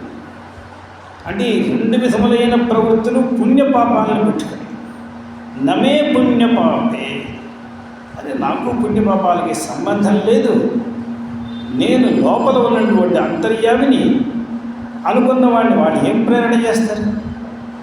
ప్రేరణ చేస్తే వాళ్ళెవరో, వాళ్ళకి మనకేం సంబంధం లేదు, మనల్ని ప్రేరణ చేయట్లేదు. ఎవరినో ప్రేరణ చేస్తే వాళ్ళ పాపాన్ని వాళ్ళు పోతారు, మనకెందుకు వచ్చింది? వాళ్ళ సుఖం అనుభవిస్తారు, దుఃఖం అనుభవిస్తారు, మనకేమి సంబంధం లేదు. మనము ఈ ప్రేరియులం కాదు, ప్రేరకులం కాదు, అంటే ప్రేరేపింపబడేవాళ్ళం కాదు, ప్రేరేపించేవాళ్ళం కాదు, ఈ రెండూ కాదు. ఈ జీవుడికి పరమాత్మకు ఏకత్వాన్ని చెప్పేటప్పుడు ఒక విచారం వచ్చింది. జీవుడే పరమాత్మ అయినట్లయితే ఈయన కూడా జగత్తును సృష్టిస్తాడా? లేదంటే పరమాత్మ జగత్తును సృష్టిస్తున్నాడు కదా, జగత్తునంతా రక్షిస్తున్నాడు కదా, ఈయనే అవన్నీ చేస్తాడా? అవన్నీ చెయ్యాలి కదా, ఈయన ఆయన ఒకటే కదా అన్నప్పుడు జగల్లీలావర్జం, ఇవన్నీ నిజం కాదు నాయన, జగత్తును సృష్టించడం రక్షించడం అసలు ఏమీ విషయాలు కావు. అందువల్ల ఆ పని చేసేవాడితో ఐక్యం మనం చెప్పట్ల, ఈ పని చేసేవాడు అనేది కూడా ఉపలక్షణం. అంటే ఈ పని చేసే చైతన్యం ఈ పని చేసేవాడిని విడిచిపెట్టేసి ఆ చైతన్యము ఈ చైతన్యం ఒకటి అని మనం చెప్తున్నాం. అందువల్ల వీడికి అధికార పురుషులు ఆ పనులన్నీ చేస్తారు. బ్రహ్మగారు సృష్టి చేస్తారు. జగత్సూతే ధాత హరిరవతి, హరి రక్షిస్తాడు, అవతి అంటే రక్షిస్తాడు. రుద్ర క్షపయతే, ఈ రుద్రుడి కంటే ఈశ్వరుడు కూడా ఉన్నాడు, ఆయన వేరు. తిరస్కుర్వన్నీశ, ఈశ్వరుడు దీనంతా తిరోధానం చేస్తాడు. జగత్సూతే ధాత హరిరవతి రుద్ర క్షపయతే తిరస్కుర్వన్నేశ తదిదమనుగృహ్ణాతి చ శివ, సదాశివుడున్నాడు, ఆయన అనుగ్రహం చేస్తాడు. ఇవి పంచకృత్యాలు. ఈ పంచకృత్యాలు సృష్టి స్థితి తిరోధాన, అంటే సృష్టి స్థితి లయం తిరోధానం అనుగ్రహం అని పంచకృత్యముల్ని చేసేవాళ్ళు అధికార పురుషులు. అధికార పురుషులతో మనకి ఐక్యం కాదు, ఈ అధికార పురుషుల చేత ఏ చైతన్యము చేయిస్తున్నదో ఆ శుద్ధ చైతన్యంతో మనకి ఐక్యం. అందువల్ల జగత్తుని సృష్టించడం బాధించడం ఇవన్నీ బ్రహ్మజ్ఞానం అయ్యి మళ్ళీ ఈ రాళ్ళు రప్పలు అన్నీ పెట్టుకుని ఒంటి నిండా బూడిద పూసుకుని మళ్ళీ ఒంటి నిండా బురద పూసుకుని ఎంత మనకి ఎందుకు వచ్చింది? అయిపోయింది మనకి, ఎన్నో బురదలు పూసుకున్నాం మనం. శతభాండాన్ని భిన్నాన్ని మమస్తకే అన్నాడు. నెత్తి మీద ఎన్నో పుట్టలు బద్దలైనవి, అన్నీ తెలుసు, అన్నీ చూశారు. అందువల్ల ఇప్పుడు మళ్ళా దాంట్లోకి వెళ్ళి పని లేదు. జగల్లీలా వర్జం, జగల్లీలతో పని లేదు. శుద్ధ చైతన్యం ఎవరి సన్నిధాన మాత్రంతో సమస్త ప్రపంచము తానుగా నడుస్తోంది. ఇది ఏమీ చెయ్యదు, కేవలం సాక్షిగా ఉంటూ ఉంటుంది. అవన్నీ అలా అలా జరుగుతూ ఉంటుంది. అందువలన ఇతరవాగాది అవయవ ప్రేరణాతిశయానాం పర్యాప్తి అత్రైవ అస్తి. అతః ఇప్పుడు మనకి తెలిసినందువలన స్వస్వరూప అనతిరిక్తం పరాదేవత, అనతిరిక్త పరాదేవత, స్వస్వరూపం కంటే ఏమీ తేడా లేనిదే అమ్మ. ఈ మాటకు ఇదే అర్థం కలిగినటువంటిది ఏకప్రాభవశాలిని. ఏకప్రాభవశాలిని అని ఇప్పుడు అమ్మని చెప్పుకోవాలా, ఏకప్రాభవశాలిని అని జీవుని చెప్పుకోవాలా? ఈ రెండు ఉంటే కదా మనకి. ఇంతకుముందు కూడా అటువంటి ఒక నామం వచ్చింది, గుర్తుందే? నేను ఆ రోజున అడిగాను, మీకు సమాసం ఎలా ఉంటుంది అంటే మీరు సమాధానం కూడా చెప్పారు, ఇద్దరు ఒకటే కదా. ఏదత్తది దేశ ఒకటి, అంతకంటే కూడా మరొకటి ఉంది. ఏకాగ్రచిత్త నిర్ధ్యాత అనంది కదా. ఏకాగ్రచిత్తులు అయిన వారి చేత ధ్యానం చేయబడేటువంటిది అంటే అక్కడ అర్థం రాశారు శంకర భగవత్పాదులు. ఎవరి దగ్గర నుంచి ధ్యానక్రియ పోయినదో వారు నిర్ధ్యాత అనబడతారు. ఎవరి దగ్గర నుంచి ధ్యానక్రియ పోయిందంటే అమ్మవారి దగ్గర నుంచి ధ్యానక్రియ పోలేదు, ఎందుకంటే అమ్మవారి దగ్గర ధ్యానక్రియ ఉంటే పోయి ఉండేది. నిర్ధ్యాత అమ్మవారు పోయింది జీవుడి దగ్గర నుంచి. మరి నిర్ధ్యాత అనే పదంతో అమ్మని ఇలా చెప్తారు అంటే అయ్యా వీరు వారు ఒకటే కదా. అంటే ఇప్పుడు ఈ నామాలన్నీ లలితా త్రిశతి అనే పేరు, ఇది జీవ త్రిశతినా లలితా త్రిశతినా ఏం పేరు పడుతుంది? దీనికి ఏం పేరు పెడతారండి? వ్యాసుల వారు బ్రహ్మసూత్రములు రాశారు, దానికి మరొక పేరు శారీరక మీమాంస అని పేరు. నిజానికి దానికి పేరు పరమాత్మ మీమాంస, పరబ్రహ్మ మీమాంస. మీమాంస అంటే ఏంటి? విచారం అని అర్థం. ఎందుకంటే ఇంత మీమాంసలు చేస్తారు మీరు? మీమాంస అంటే విచారం. ఈ విచారం పరబ్రహ్మ విచారం కదా అక్కడ జరిగేది, పరమాత్మ విచారం కదా జరిగేది. అందులో పరమాత్మ మీమాంసాన్ని పెట్టుండొచ్చు, పరబ్రహ్మ మీమాంసాన్ని పెట్టుండొచ్చు. అది కాకుండా శారీరక మీమాంస అనే పుస్తకానికి పేరు. మీరు ఎప్పుడైనా చూసారు? ఏమిటండి ఇదేమిటి? జీవమీమాంసనా? జీవమీమాంస అని పెట్టలేన, శారీరక మీమాంస ఏమిటో వాళ్ళు చెప్తారు. కర్ర విరగదు, పాము సావదు, ఏదో మాట్లాడుతూనే ఉంటారు. ఏమిటో నువ్వు ఏం చెప్తున్నావో తెలియట్లేదు. అలాగే నువ్వు పరబ్రహ్మ మీమాంస అని అనలేదు, జీవమీమాంస అని అనలేదు. జీవుడు ఎవరికి తెలియదు, జీవమీమాంస చేయక్కర్లేదు. తెలిసిన విషయాన్ని మీమాంస తెలియడం అంటే స్పష్టంగా తెలుస్తున్న విషయాన్ని గురించి మీమాంస చేయాలి. ఏమీ పని లేనివాడు ఏదో ఒకటి చేస్తూ ఉంటాడు. పని ఉన్నవాడెవడు తెలిసిన విషయాన్ని ఎందుకు విమర్శిస్తాడు? జీవుని గురించి విచారం అక్కర్లేదు. పరమాత్మ గురించి మనకి ఎవడికి ఎంత తెలుసో అంత తెలుసు. ఆయన గురించి మీమాంస లేదు. ఆయన సర్వజ్ఞుడు అంటే కాదనే వాళ్ళం మనం ఎవరైనా ఉన్నామా? ఆయన సర్వశక్తుడు అంటే కాదనే వాళ్ళం మనం ఉన్నామా? ఇది దేని గురించి మీమాంస చేయాలి? ఈశ్వరుడి గురించి మీమాంస లేదు, జీవుడి గురించి మీమాంస లేదు. ఎందుకంటే మనకి మీరు బ్రహ్మ గురించి ఏమైనా చెప్పండి, ఓకే. మాకు మీరు ఏం చెప్తే ఓకే, మాకేమీ దాంట్లో అభ్యంతరం లేదు. నా గురించి నాకు బాగా తెలుసు కాబట్టి మీరు ఏది చెప్పినా నా గురించి నీవే కోటీశ్వరుడు అంటే ఎవడైనా ఒప్పుకోవడానికి సిద్ధమా? ఇప్పుడు నేను ఎంత వాడినా అంత నాకు తెలుసు, నువ్వేం చెప్పక్కర్లేదు. కాబట్టి జీవమీమాంస లేదు, పరమాత్మ మీమాంస లేదు. ఈ శారీరక మీమాంస ఏమిటి అసలు అంటే? శారీరక అనే శబ్దానికి అర్థం ఏంటంటే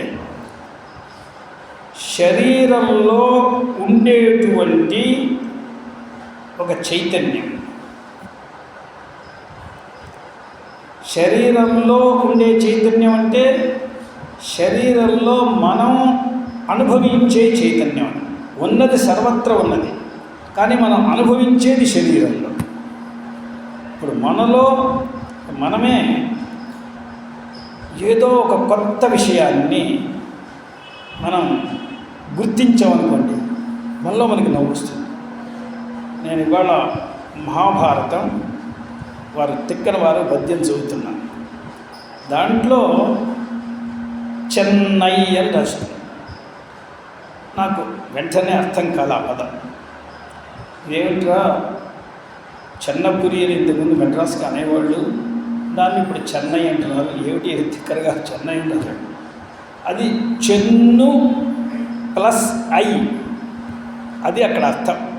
చెన్ను అంటే సుందరం, తెలుగులో అచ్చ తెలుగులో చెన్ను అని అంటే మన వాళ్ళు చల్లం, చాలా చక్కటి అనే పదాల్లో చెన్ను అనేది ఒక మన మూల ద్రవిడ పదం. అది దాన్ని బట్టి మారుతూ ఉంటుంది.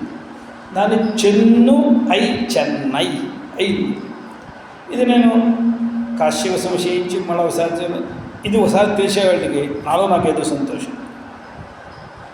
అంటే తెలియని విషయాన్ని మనకి తెలిసి ఓహో మనకు కూడా ఒక చైతన్యం ఉన్నది, మనం కూడా ఏదో కొంచెం అర్థం తెలుసుకున్నాం అంటే ఇప్పుడు మనలో ఉన్న చైతన్యం మనకు అనుభవానికి వస్తున్నది కదండి. ఇప్పుడు శరీరంలో మనం అనుభవించేటువంటి ఏ చైతన్యం ఉన్నదో, శరీరంలో మనం అనుభవించేటువంటి చైతన్యం ఏదైతే ఉన్నదో ఆ చైతన్యానికి శారీరకం అని పేరు. ఈ చైతన్యము నిజంగా ఇంతేనా అఖండమా అని ఇప్పుడు విచారం చేయొచ్చు మీమాంస. ఈ చైతన్యము పరమాత్మ చైతన్యం కంటే భిన్నమైనదా, పరమాత్మ చైతన్యం అఖండమైనది, ఇది కూడా అఖండమైనదే. అఖండ చైతన్యాలు రెండు ఉంటాయా ఏమిటి? అఖండ చైతన్యం ఒకటిగానే ఉంటుంది, రెండుగా ఉంటే అఖండం ఎక్కడైతుంది? ఖండమే కదా. అందువల్ల ఇప్పుడు ఏమిటి? ఇది శారీరక మీమాంస అని పెట్టాడు. అంటే ఇక్కడ అంతర్యామిగా పరమాత్మే చైతన్యమే ఉంది. ఆ పరమాత్మను చూసి నేను అనుకుంటున్నాడు వీడు. నేను అనుకునేటప్పుడు ఏం చేస్తున్నాడు? ఇంతే ఉన్నవాడు అంటున్నాడు. కానీ అక్కడ ఉన్నవాడు సర్వత్రా ఉన్నవాడు. సర్వత్రా ఉన్నవాడు ఇక్కడ తెలుస్తున్నాడు. సర్వత్రా ఉన్నవాడు ఇక్కడ తెలుస్తాడు. ఒక పెద్ద కట్టె ఉన్నదండి, ఒక చెట్టు నుంచి వచ్చినటువంటి కట్టె ఒకటి చాలా పెద్దది. దానిలో ఒక కట్టెతో రెండో కట్టెను బాగా రాస్తే ఒక చోట నుండి నిప్పు పుట్టింది. అంటే నిప్పు ఇక్కడే ఉన్నది, అక్కడ లేదని అర్థమా? ఎక్కడ రాశారో అక్కడ బయటకు వచ్చింది. అందుకోసం అక్కడ లేదని అర్థం కాదు కదా. అక్కడ కూడా రాయండి, అక్కడ వస్తుంది. ఎక్కడ రాపిడి చేస్తే అక్కడలా వస్తుంటుంది. ఎందుకంటే చెక్కలో సర్వత్రా ఉన్నది. ఇప్పుడు భూమిలో గుంట తీస్తే నీళ్లు వస్తున్నాయి అంటే ఇక్కడే నీళ్ళు ఉన్నాయి, మరొక చోట లేవని అర్థమా? ఇప్పుడు వీళ్ళందరూ ఈ నీళ్ళకు టేబుల్ వేసి ఎప్పుడు ఏదో పరీక్షలు చేసి ఇక్కడ నీళ్ళు వస్తాయి అక్కడ నీళ్ళు రావని చెప్తారు. నీళ్లు రావంటే అక్కడ నీళ్లు లేవని అర్థం కాదు. అక్కడ నీరు బయటికి రావడం చాలా కష్టం. నీరు లేకుండా ఎక్కడా లేదు. నీరు సర్వత్ర భూగర్భాల్లో ఉన్నది. ఆ ఉన్నదానికి పాయింట్ ఎక్కడి నుంచి ఉందని చూస్తున్నాం. ఎక్కడికి వస్తే ప్రెషర్ ఎక్కువగా వస్తుంది, ఎక్కడ త్వరగా వస్తుంది, ఇంతే వాళ్ళు చూసేది తప్ప నీరు లేనటువంటి భూమి అంటూ లేదు సార్. అన్ని చోట్ల ఉంది. అలాగే నిప్పు లేనటువంటి చెక్కట్టు లేదు అనటంలో అక్కడ ప్రయత్నాతిశయం చోట వచ్చింది. అందువల్ల వచ్చింది కాబట్టి ఇక్కడే నిప్పు ఉందండి, ఇక్కడ నిప్పు లేదని ఎవడైనా అంటాడా? అక్కడ నిప్పు ఉంది, సర్వత్రా ఉంది. ఇది ఇప్పుడు శారీరకంగా ఉండేటువంటి చైతన్యాన్ని నేను అనుకుని పరిచ్ఛేదం చేసుకున్నందువల్ల వీడికి బంధం వచ్చింది. దీన్ని నేను అని తెలుసుకునేటప్పుడే అఖండంగా తెలుసుకున్నట్టయితే వాడు శుకుల్లాగా పుడుతూనే ముక్తుడు. శుకో ముక్త. ఎప్పుడంటే ముక్తుడు? పుడుతూనే ముక్తుడు. వాడిని బయటికి రారా అంటే వాడు అప్పుడే వాడు అహం బ్రహ్మ, నాకు బయట ఏమిటి, నాకు లోపలేమిటి అని మాట్లాడేవాడిని ఏం చేస్తాను? ఇంకా నేను అనే పదంతో వాడు అప్పుడే బ్రహ్మను గ్రహించేశాడు. అప్పుడే బ్రహ్మను గ్రహించాడు. గర్భస్థో వామదేవ ప్రపేదే అహం అనుభవం సూర్యశ్చ. గర్భస్థుడైనటువంటి వామదేవుడు నేను బ్రహ్మని అని కూర్చున్నాడు. ఆయన గర్భంలో ఉండగానే అసలు వాడు గర్భంలో ఎందుకు ప్రవేశించాడండి? ఎప్పుడైతే బ్రహ్మానుభవం వచ్చిందో ఆయన గర్భంలో ఎందుకు ప్రవేశించాడన్నారు. ఆయనకి ఏమిటి పని గర్భంలో ప్రవేశించడానికి? పాపం ఉంటే గర్భంలో ప్రవేశించాలి. పాపం ఉంటే తెలుస్తుందా నేను బ్రహ్మని? మరి నీకు బ్రహ్మని తెలిసిందంటారు, గర్భంలో ఉన్నాడంటారు, ఏమిటన్నారు? ఏమిటంటే అటువంటి వాడు వస్తే కానీ ఇంకోటి ఉద్ధరించలేడు. ఆయన గర్భంలో ప్రవేశించింది ఎందుకంటే ఆయన పాపంతో కాదు, అనేక శిష్యుల పుణ్యంతో ఆయన ప్రవేశించాడు. ఎందుకంటే ఆ బ్రహ్మ నిర్గుణంగా నిరంజనంగా ఎవ్వడికి తెలియకుండా అదృశ్యంగా ఎత్తదృశ్యం అగ్రాహ్యం అవ్యవహార్యం అనే రీతిలో ఉంటే ఏ గురువుల్ని మనం పట్టుకుని మనం ఎలా ఉద్ధరింపబడతాం? మన్ని ఉద్ధరింప చేయడానికి మనం చేసిన పుణ్యం ఏదైనా ఒకటి ఉంటే అటువంటి మహాత్ములు వాళ్ళు మన పుణ్య విశేషంతో గర్భవాసాన్ని పొంది వాళ్ళు పైకి ఉదయించి మనందరినీ ఉద్ధరిస్తారు. లేకపోతే వాళ్ళు సాధారణంగా రారు. వాళ్ళు ఇది వాళ్ళు ఉదయించేటువంటి క్రియాకలాపం. అత ఇది శారీరకమే, అంటే ఒక పదంలో ఉన్నటువంటి స్వారస్యం చూడండి, శారీరక. అలాగే ఇక్కడ కూడా ఈయన చెప్పిన యుక్తి మనకి అంతర్యామి తయా సాక్షాత్కృత్ యుత్పాదకత్వ యుక్త్యా ఈ యుక్తుల్ని ఏష సర్వేశ్వర అనేటువంటి శృతుల్ని మనం అనుసంధానం చేసి ఏ క్షణం మర్చిపోతామో ఆ క్షణం మనం జీవులమైపోతాం. ఇది ఎంతవరకు ఇలా గుర్తుపెట్టుకుండాలన్నారు. ఇది సర్వదా మర్చిపోవడానికి వీల్లేనంత వరకు గుర్తుపెట్టుకోవాలి. సర్వదా మర్చిపోవడానికి వీల్లేనంతగా గుర్తుపెట్టుకోవాలి. ఇప్పుడు మనం ఈనాడు కాశీ వచ్చి కొత్తగా ఉన్నాం. ఎక్కడో ఏదో బయట ఏదో గంజని చెప్తారు. మనం ఓహో మీరు ఎక్కడ ఉన్నారా అంట. 2 రోజులు అయిన తర్వాత ఆయన ఏం చెప్పాడో మనం మర్చిపోతాం. ఎందుకంటే మనకి సంస్కారం కుదరదు. దాన్ని ఒక 10 సార్లు అక్కడికి వెళ్ళి రావడం, వాళ్ళతో మాట్లాడడం, ఆ మాటను 10 సార్లు రాయడం చేసిన తర్వాత అది మనకు గుర్తుండిపోతుంది. దాన్ని మర్చిపోము. ఇప్పుడు మనం ఏ ఏరియాలో ఉన్నామో ఆ ఏరియా పేరు మర్చిపోతున్నామా ఏమిటి? అది మనకు గుర్తుండిపోతుంది. ఎందుకంటే సంస్కారాతిశయం. కానీ ఇది కూడా ఇక్కడి నుంచి మళ్ళీ ఇంకో చోటు వెళ్ళిపోయి 10-15 సంవత్సరాలు ఏం కాదు మీరు కాశీలో ఏ ఏరియాలో ఉండేవంటే ఏదో నోట్లో ఆడుతుందండి, గుర్తుకు రావట్లేదు. ఎందుకంటే సంస్కారం తగ్గిపోయింది. కానీ సంస్కారం తగ్గకుండా మర్చిపోకుండా ఉండేది అహం అనే పదార్థం. ఎన్ని జన్మలు ఎత్తినా పుడుతూనే అహం అని గుర్తుకొస్తుంది వాడికి. అహం అనే పదార్థం మర్చిపోవట్లేదు. ఎన్ని జన్మలు ఎత్తినా వాడు ఎక్కడెక్కడికో తిరిగి వచ్చాడు. వాడి పుణ్య పాపాలతో ఎక్కడ తిరిగి వచ్చాడో తెలియదు. ఇవాళ ఇక్కడికి వచ్చేవాడికి నాకు ఏమీ తెలియట్లేదురా అని అంటున్నా అంటే నాకు అని అంటున్నాడు. ఎవరికి తెలియట్లేదురా అంటే నాకు. నువ్వెవడరా ఎట్లా తెలిసింది?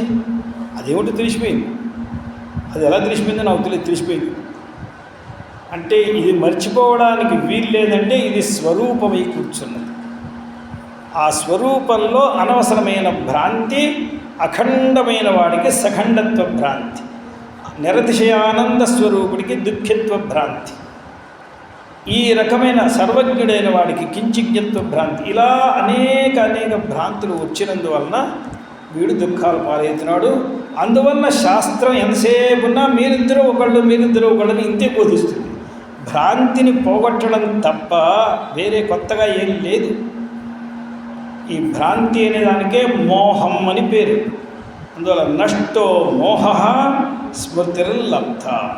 ఇంత ఉపన్యాసం చేస్తే 18 అధ్యాయాలు గొంతు చించుకుని గీతాచార్యుడు చెప్తే నీవు చెప్పింది నాకు అర్థమైంది, నాకు ఇప్పుడు జ్ఞానం కలిగింది అని అర్జునుడు నోట అనలేదు. ఇప్పుడు నాకు గుర్తుకొచ్చింది అన్నాడు. అంటే వీడు గుర్తు చేయడం కోసం 18 అధ్యాయాలు చెప్పాడు. అంటే ఇది తెలియడం కోసం చెప్పాల, తెలిసింది గుర్తుకొచ్చింది. అహం బ్రహ్మ అనే విషయం వాడికి తెలుసు. ఇప్పుడు అది గుర్తుకొచ్చింది. గుర్తు రావడానికి ఇంతసేపు ఎందుకు గుర్తుకు రాలేదు? ప్రతిబంధకంగా మోహం ఉన్నది, భ్రాంతి ఉన్నది. ఆ భ్రాంతి ఇప్పుడు పోయింది. నష్టో మోహ స్మృతిర్లబ్ధ త్వత్ప్రసాదాత్ త్వయాచ్యుత. దీనికి నీ అనుగ్రహం కారణం. ఇదేదో నా తెలివితేటలతో వచ్చింది కాదు. నువ్వు 18 అధ్యాయాలు కాదు 18 కోట్ల అధ్యాయాలు చెప్తే మాత్రం అర్థమవుతుందా ఏంటి? నీవు చెప్పదలుచుకుంటే ఒక్క అక్షరంలో అర్థమైపోతుంది. నీ అనుగ్రహం ఉంటే అర్థమవుతుంది తప్ప ఇది నాతో ఈ భ్రాంతి వీడికి ఉండకూడదు అని నువ్వు సంకల్పిస్తే ఆ భ్రాంతి పోతుంది. అది నీ సంకల్పంలో ఉంది. అందువల్ల ఏకప్రాభవశాలిని, అందువల్ల రక్షకుడు మనందరం కూడా అమ్మ రక్షించు, త్రాహిమాం పాహిమాం రక్షమాం అంటూనే ఉంటాం కదా మనంతా. ఈ మాటలన్నీ మనం అనేవే. ఈ మాటలన్నిటికీ అర్థం ఏమిటని ఈ ఒక్క నామం చెప్తుంది చాలు. మనకుండే వాసన వేరు. ఇక ఈ నామంతో మనకి 2:20 40 అయినాయి.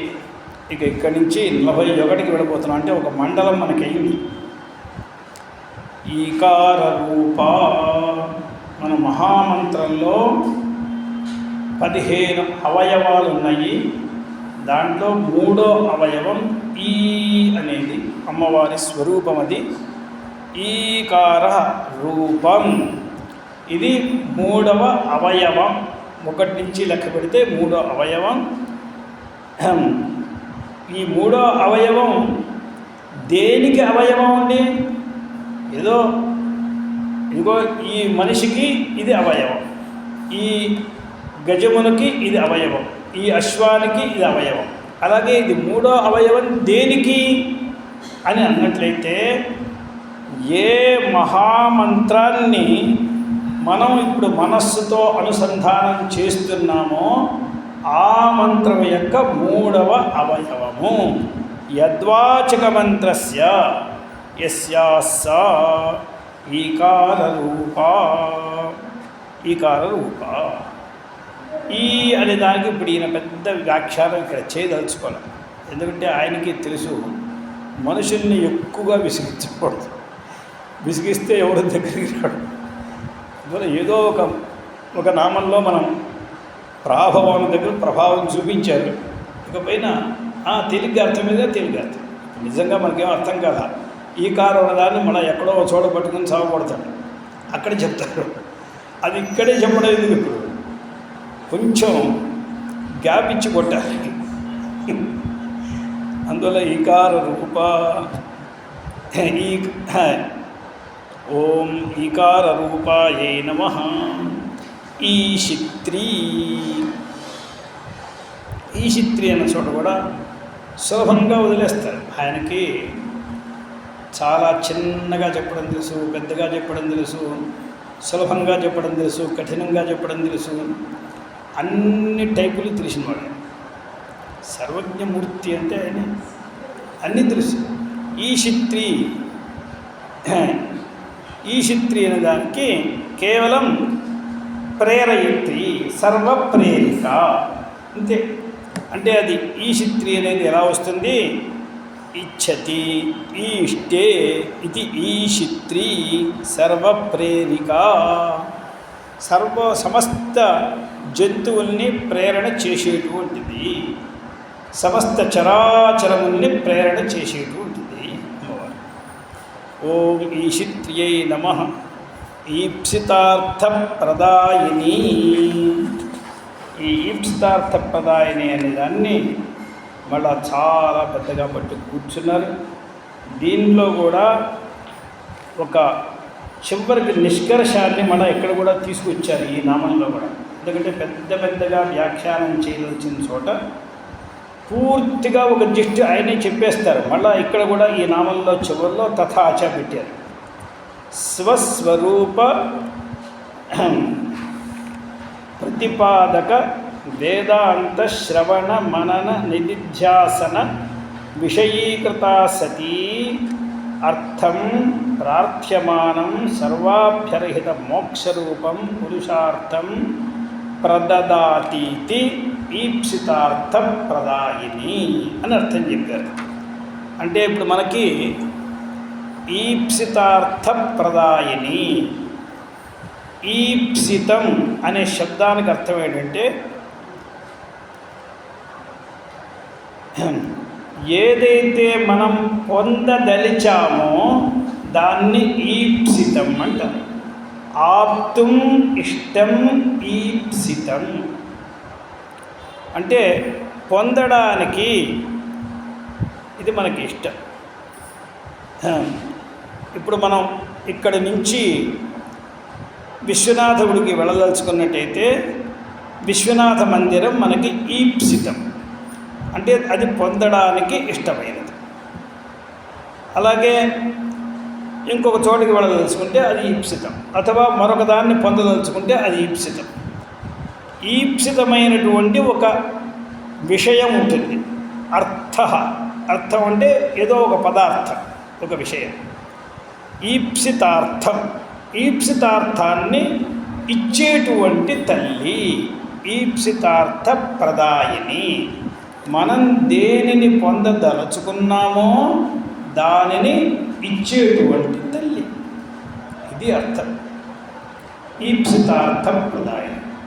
దీనికి వీరి వ్యాఖ్యానం ఏమిటంటే, ఈప్సితార్థములు అంటే ఇప్పుడు ఆయన సిద్ధాంతం ఏమిటంటే, శబ్దార్థాన్ని చెప్పేటప్పుడు సిద్ధాంత భంగం కాకూడదు. ఇది ఒక ముఖ్యమైన విషయం. అంటే శబ్దానికి అర్థం ఉన్నది కదా అని చెప్పేస్తూ పోతే దానికి ఏం అర్థం లేదు అసలు. శబ్దానికి ఒక అర్థం ఉన్నది కదా అని ఏదో చెప్పేయకూడదు. ఇప్పుడు మనకి ఇంతకుముందు రైలు పొగ అని అనేవాళ్ళు. రైలు పొగ అంటే ఎలాగైతే ఒక ధూపం ఒత్తి నుంచి పొగ వస్తున్నదో, ఎలాగైతే మండని కట్టె నుంచి పొగ వస్తున్నదో, ఎలాగైతే యజ్ఞశాల నుంచి పొగ వస్తున్నదో, ఎలాగైతే ఎక్కడో ఒక కుప్ప తొట్టిని తగలబెడితే పొగ వస్తున్నదో, అలా రైలు దగ్గర నుంచి పొగ వస్తుందంటే రైలు కింద పొగకి ఏమిటి సంబంధం? రైలు అనేది వేరు. ఆ రైలులో ఒక చోట బొగ్గుల్ని వేశారు. ఆ బొగ్గులు కాలేటప్పుడు దాంట్లో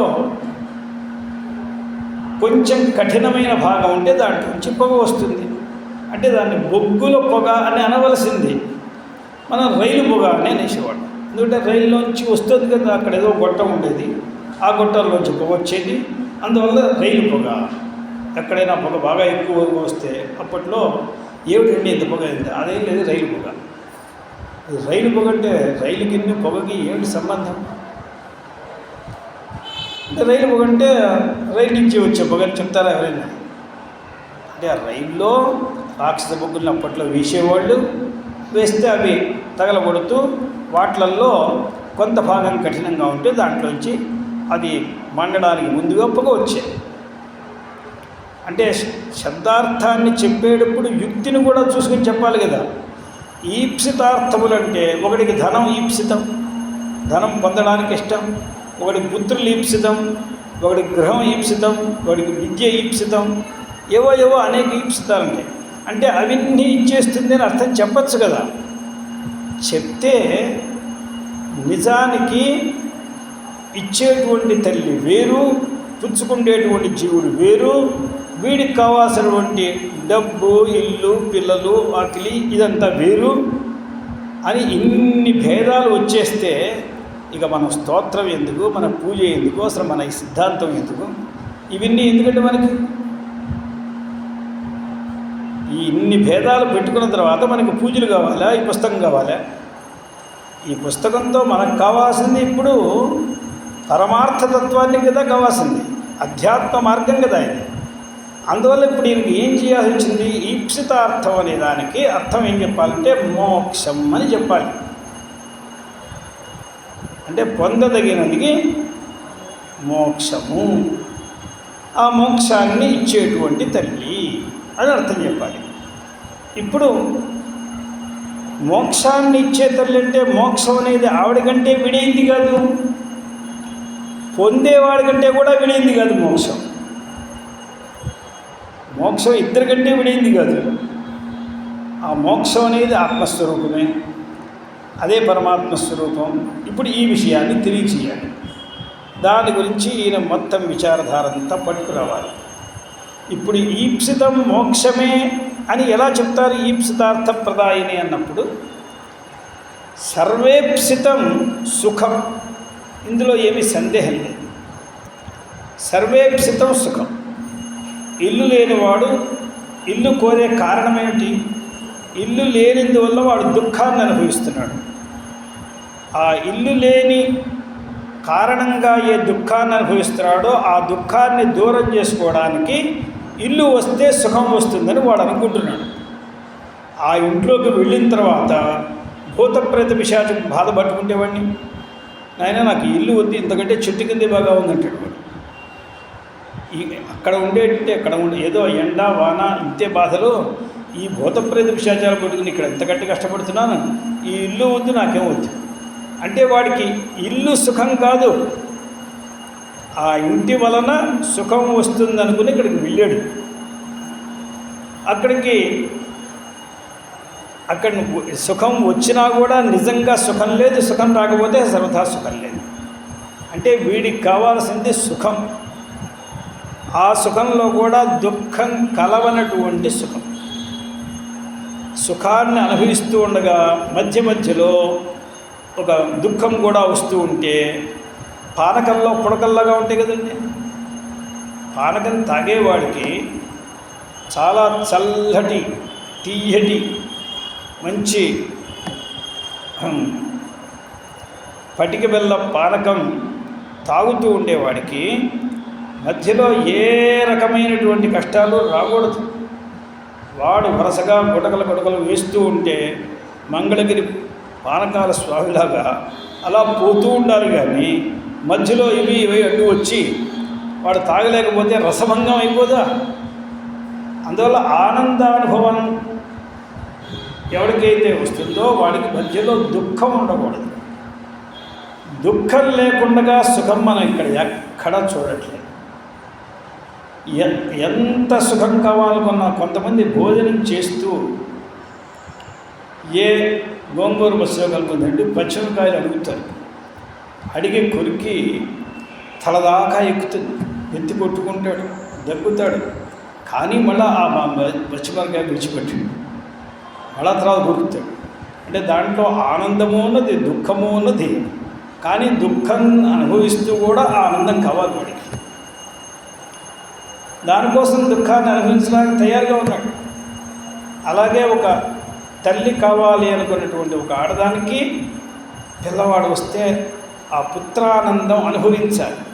కానీ ఒక పక్కన అంటూ ఉంటుంది, ముక్కుతూ ఉంటుంది, మూలుగుతూ ఉంటుంది, భరించలేదు. కానీ ఆ ఆనందం కావాలి. ఈ దుఃఖాన్ని లెక్కించకుండా అనుభవిస్తూనే ఉంటుంది. నువ్వైతే మూలమాకం ఒక్కమాకంటే ఎలా కుదురుతుంది? అది ఉండాలి, ఇది ఉండాలి, తప్పదు.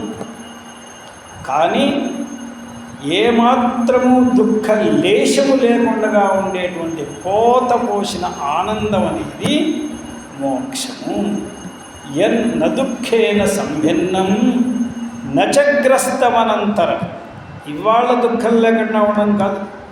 ఇప్పుడు ఇవాళ కొంతమంది కొన్ని వేల కోట్లతో ఆడుకుంటున్నారు, వేల కోట్ల మీదే పడుకుంటున్నారు. ఇవాళ వాళ్ళకి ఒక రకంగా చూస్తే ఏ దుఃఖం లేదని అనుకోవచ్చు. కానీ ఏనాడు బయటపడిందో ఆనాడు చేతులకి కాళ్ళకి అన్నిటికీ సంకెళ్ళే కదండి. దాని తర్వాత బద్ధం వస్తుంది.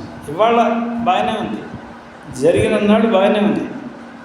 ఏ రోజున ఒక రోజున పట్టుబడిన రోజున అథవా ఈ లోకంలో అందరి కళ్ళు కప్పేసి నేను ఎప్పుడు పట్టుకునేవాడు లేడనుకుందాం. ఇక్కడి నుంచి ఒక రోజున వెళ్ళక తప్పదు కదా.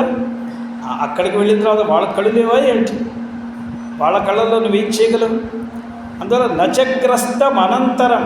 మళ్ళా బయటికి వెళ్ళిన తర్వాత కూడా మనకి బంధం అనేది ఉండకూడదు.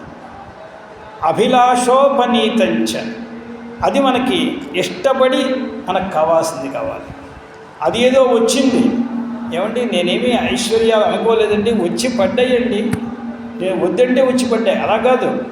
మోక్షాన్ని అభిలషించాడు, అభిలాషోపనీతంచ. అటువంటిది ఆ మోక్షంగా ఉంటుంది. అమృతం, అది అమృతంగా అంటే. అటువంటి మోక్ష సామ్రాజ్యాన్ని అసలు ఏ జీవుడు కోరడు? అందరికీ సుఖం కావాలి. అంత సుఖం కావాలి అని కోరుకుంటే పక్కన ఉండేవాడు నవ్విపోతారని అంత సుఖం వద్దండి. చెట్టు కింద ఉండేవాడు ఏం కోరతాడు? మీ పంచన ఉంటారండి అని కోరతాడు. మన పంచని ఇచ్చిన తర్వాత ఒక రోజున ఖాళీ చేయరా అంటే ఇది నాదేని కొట్లో వేస్తాడు. ఏమిట్రా అంటే వాడికి ఆ రోజున ఉన్న స్థితి వేరు. ఒకవేళ నీకు పంచే కావాలి కదరా, పంచ వరకు ఇస్తారంటే కాదు కాదు కాదు, ఈ ఇల్లు మొత్తం కావాలి. సరే ఈ ఇల్లే కదా కావాల్సిందంటే మళ్ళీ దీని తర్వాత ఇంకో ఇల్లు కావాలి.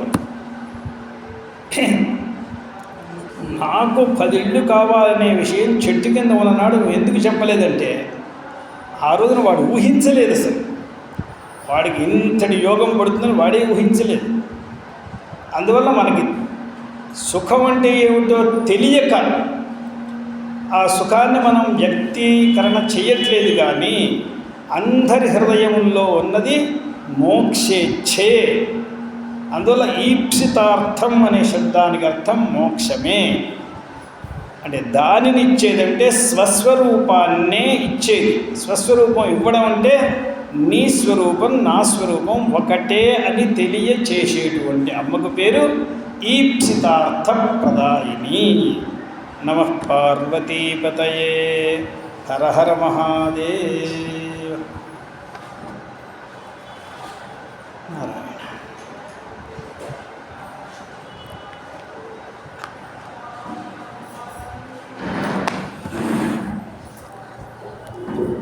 వాస్తవానికి